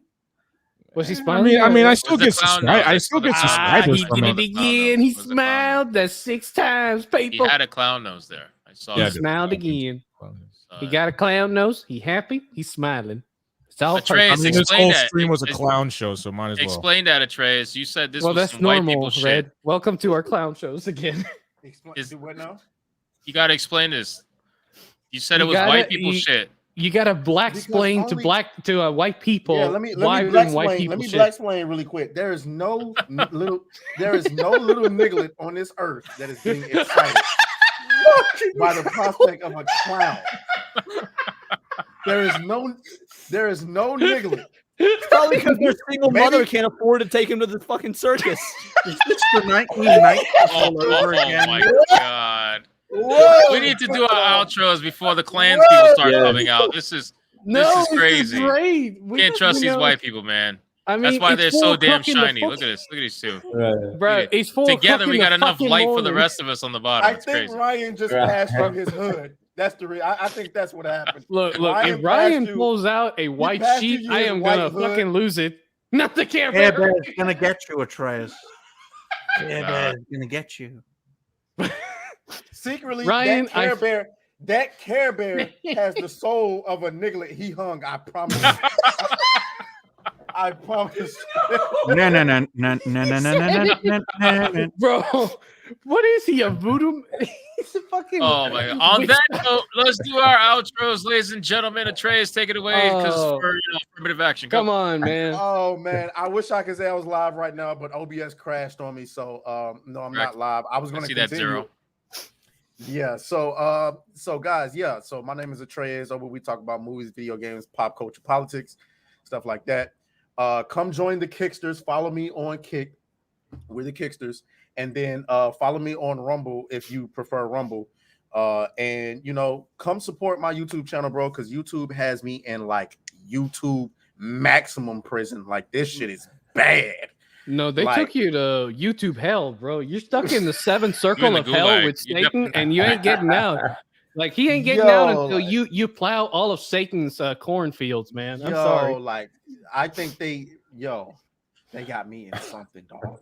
Like I looked at just quickly. I looked at my analytics the other day. I got a video that's been like out for a couple of days. That thing has 300 impressions. Like I'm like, wow, that's bad. Like it's pretty bad. This is what YouTube is doing to Atreus. Look at this shit, bro. These motherfuckers really have me. That's YouTube just straight up choking Why out the Atreus racism right though, now. bro? Why the Not racism? racist, I'm Like, just saying. Bro, no, like the depiction, man. A fucking skinhead, really? No, that's an albino. You racist. That's an albino. It has to be a fucking skinhead, of course. No, it's albino. Subtle racism, huh? Hypno? Yeah. Seriously. So the only thing I can say is subscribe to the channel and try to share my videos as much as you can if you like the content. Don't if you think I'm just a blabbering N-word, then please don't share. I don't. But if you if you want to support, No, you're black. You don't need to censor your N-word. It was hard. It was the hard R version. Definitely had to censor that. Oh yeah. That one. Bro, that's fucked up. But they don't let black people say like the original version, man. It's like they're like what, Dragon? You want to say it, don't you? No, I like the hood just version. Let it roll better. off your. Just let it roll off. I like the hood version. He is Hispanic. That R will roll really hard. That R will roll really hard, my friend. All right, go ahead. Come on, go. Oh no, I'm done. Oh, all right. Fair enough. Subscribe to him, please. He's his channel is great. All right, we got Red Sings the Blues. Take it away, sir. If you guys like social commentary, if you guys like to talk to me about these sorts of entertainment topics and you want to know more about that, definitely do subscribe to my channel on YouTube. We have been we've been demonetized, which I guess you can kind of say is a complete badge of honor because it just kind of just says that YouTube kind of acknowledges that, oh yeah, this channel is growing and now we have to, knock it off. Yeah, you ain't lying there. Yeah, no, that's true, man. It's tough out here on these YouTube streets, man. They're just gunning everyone down. They're acting like the fucking Italian mafia in New York when they were having these wars with the black gangs that were rising, man. It's fucked up. Yeah, definitely. But definitely. I'm on Twitter sometimes, but more or less YouTube. Yeah, just check out Red Sings the Blues on YouTube. You can hit the subscribe button, hit the like button, all that good stuff. Very nice. Very nice. Oh man. All right, we got Dragon Slayer commentaries. Take it away. Oh sir. goodness. Right. So yeah, guys, if you want to check me out, I am at Dragon Slayer commentaries. Literally, if you search that name, I will be the first result to show up because nobody else thought of that name besides me, which is very strange in and of itself.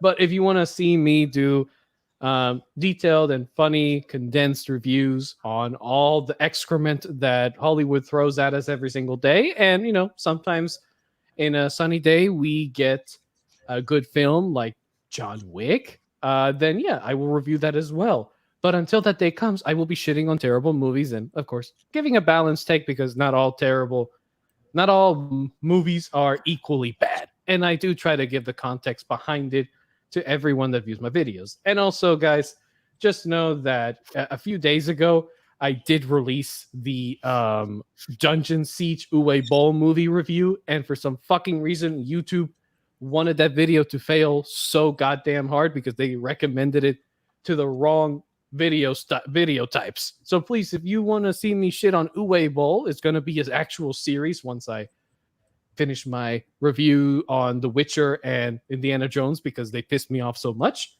then please at least check out that one. I put quite a lot of work into that one, and I think you will enjoy it. That's it for me, and have a wonderful day. Very nice. Very nice. All right, we got the coach, MC. Take it away, sir.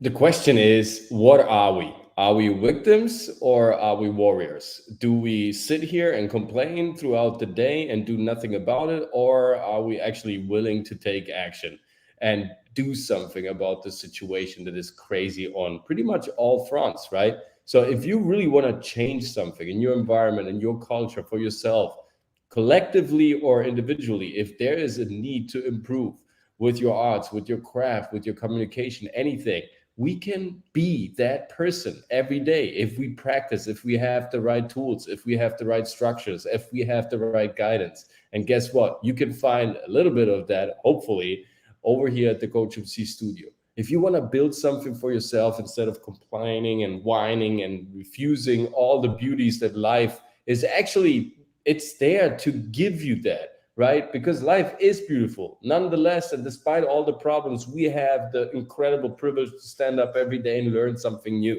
Why don't you take advantage of that incredible possibility, of that wonderful opportunity? Because my passion is to give people that tool to understand, hey, I'm here for something. I'm valuable. I'm precious. I can actually contribute something that's meaningful every day. Yes, there is the possibility to do that. So come over, learn with me, ask me questions, comment, watch the videos, subscribe, be part of this panel, of this wonderful chat, of this wonderful opportunity to kind of, realize, oh, there are actually some sane people out there who are saying exactly what I think every Saturday night with the Saturday Night Hypnosis. Just join this culture, be part of it. Don't worry, we're gonna win this.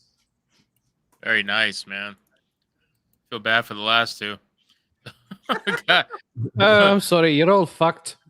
Leon, Words of Paradise, the clown shill. Take it away. Yes, the clown shill. Guys, yes, I do run the YouTube channel Words of Paradise. I am Leon Idol. You can come check me out there.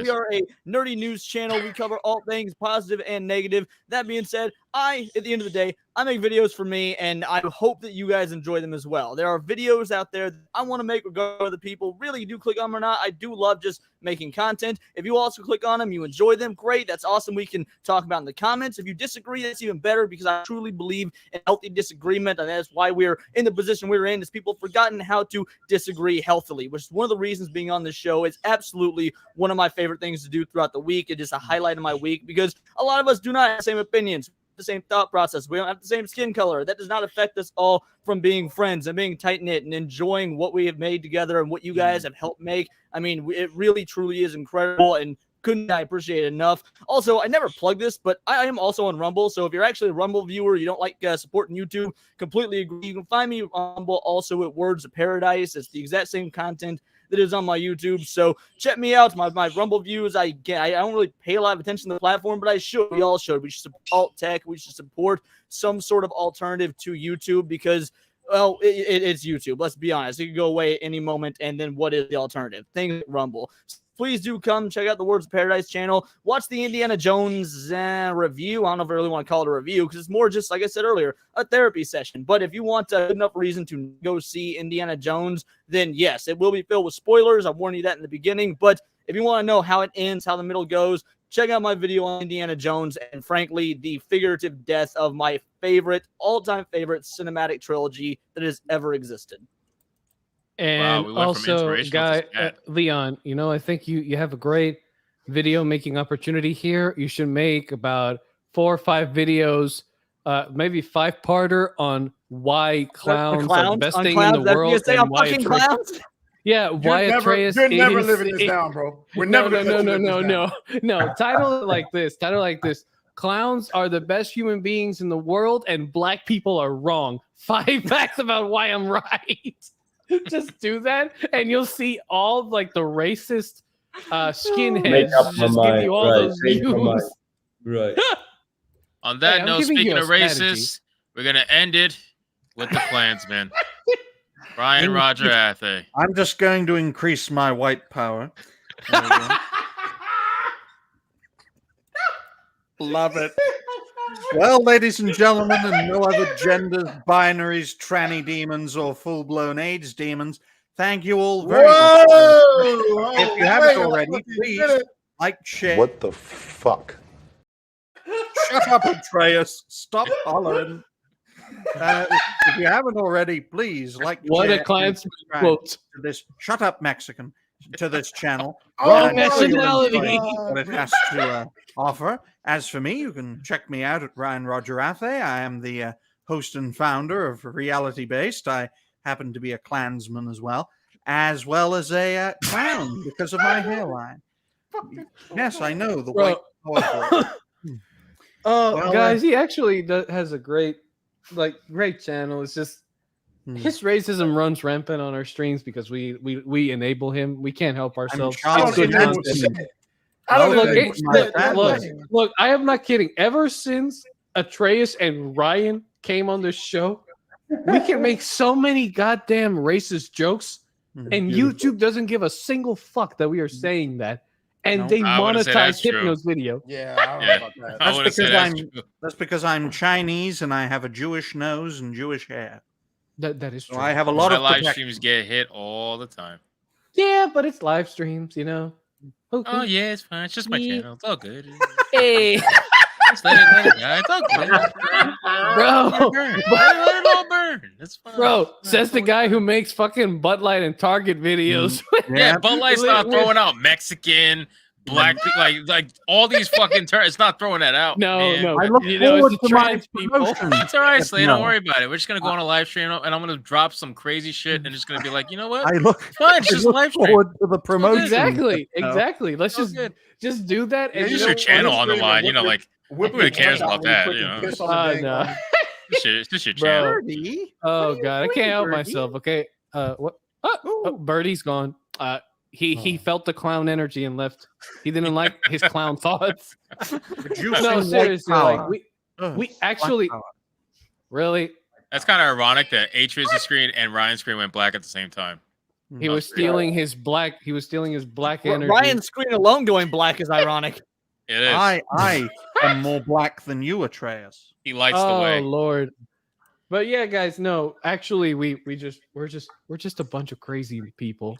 We actually don't. We actually try to avoid getting Hypno's channel demonetized, but you know things go off the rails, and also YouTube's a little bitch. We're like 42 episodes trying not to do it, and somehow it always happens. So it's all right though. Yeah, but next thing you know, YouTube's gonna be real anti-clown. I'm gonna get fucking Hypnotic's thing taken down. I can only imagine what's gonna happen when Melanie. I gotta go, so I'm gonna see you guys later. Yeah. All right, Red. Catch you later, sir. All right. Take care, Red. Yeah, for those who are unaware, I announced it on Twitter. Melanie Mac will be joining us on the 22nd of July. So I was so worried I was going to be gone for the episode that she was on. I was like, damn, I want to talk to her about the carnivore diet because I do it too. But no, I'm going to be gone the week before that. Where life is good. Yeah, so it should be interesting and lots of fun, ladies and gentlemen. All right, well, with that being said, number 45 is in the books. I appreciate everybody who came by, hung out with us tonight. As always, we had a great time. Thank you, everybody on the panel. Make sure you guys go subscribe to everybody on the panel, please. The links are in the description box below. They all make great content, and they're all kind of like in their own little space of YouTube, and it's really diverse, but it's really cool. Seriously, it's a good mix of people, and I enjoy having them always. Thank you, everybody in the chat, for coming out and supporting. Those of you who like the stream, appreciate you. Those of you who super chatted, double appreciate you. Thank you, everybody, for your constant support throughout the week. I am going to be doing Hypnocast again finally on Tuesday, so I'll get back on that. And that's basically it, guys. With that being said, have a great night. Go be bigots, of course, and mainly enjoy your 4th of July. Seriously, enjoy your 4th of July. The real Pride Month now begins. So those of you who are in the USA, we only get a day though. It sucks. No, fuck that. We're doing it all month long, baby. Exactly. Fireworks all month long. So go enjoy. Go do your real Pride Month. And with that being said, what am I going to leave you on? Let me see. I'll do Trans People. I did Anthem last time. Let's do Trans People, your friend. All right, ladies and gentlemen, have a great night. Enjoy the song, and we'll see you guys on the next one. Peace out. Bye. Yeah. Oh man, this is gonna be good. Respect to the trans community. And fuck you, transphobes. This is gonna be terrible. I know it. Immediately. Yeah, immediately. Trans people are my friends. Transphobes come catch these hands. What the Trans fuck? people are my friends. So respect them, but we're going in. Trans people are my friends. Oh man, I knew this was all too good to be true.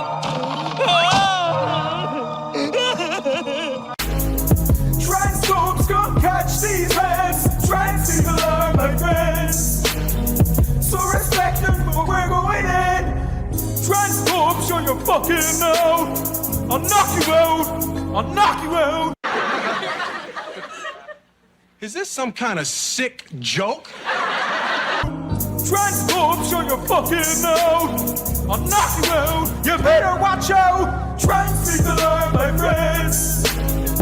Transphobes, come catch these hands. Trans people are my friends. So respect them, but we're going. Taking one last look, sir, at my friends. Goodbye. Trans people are my friends. Transphobes, come catch these hands. Trans people are my friends.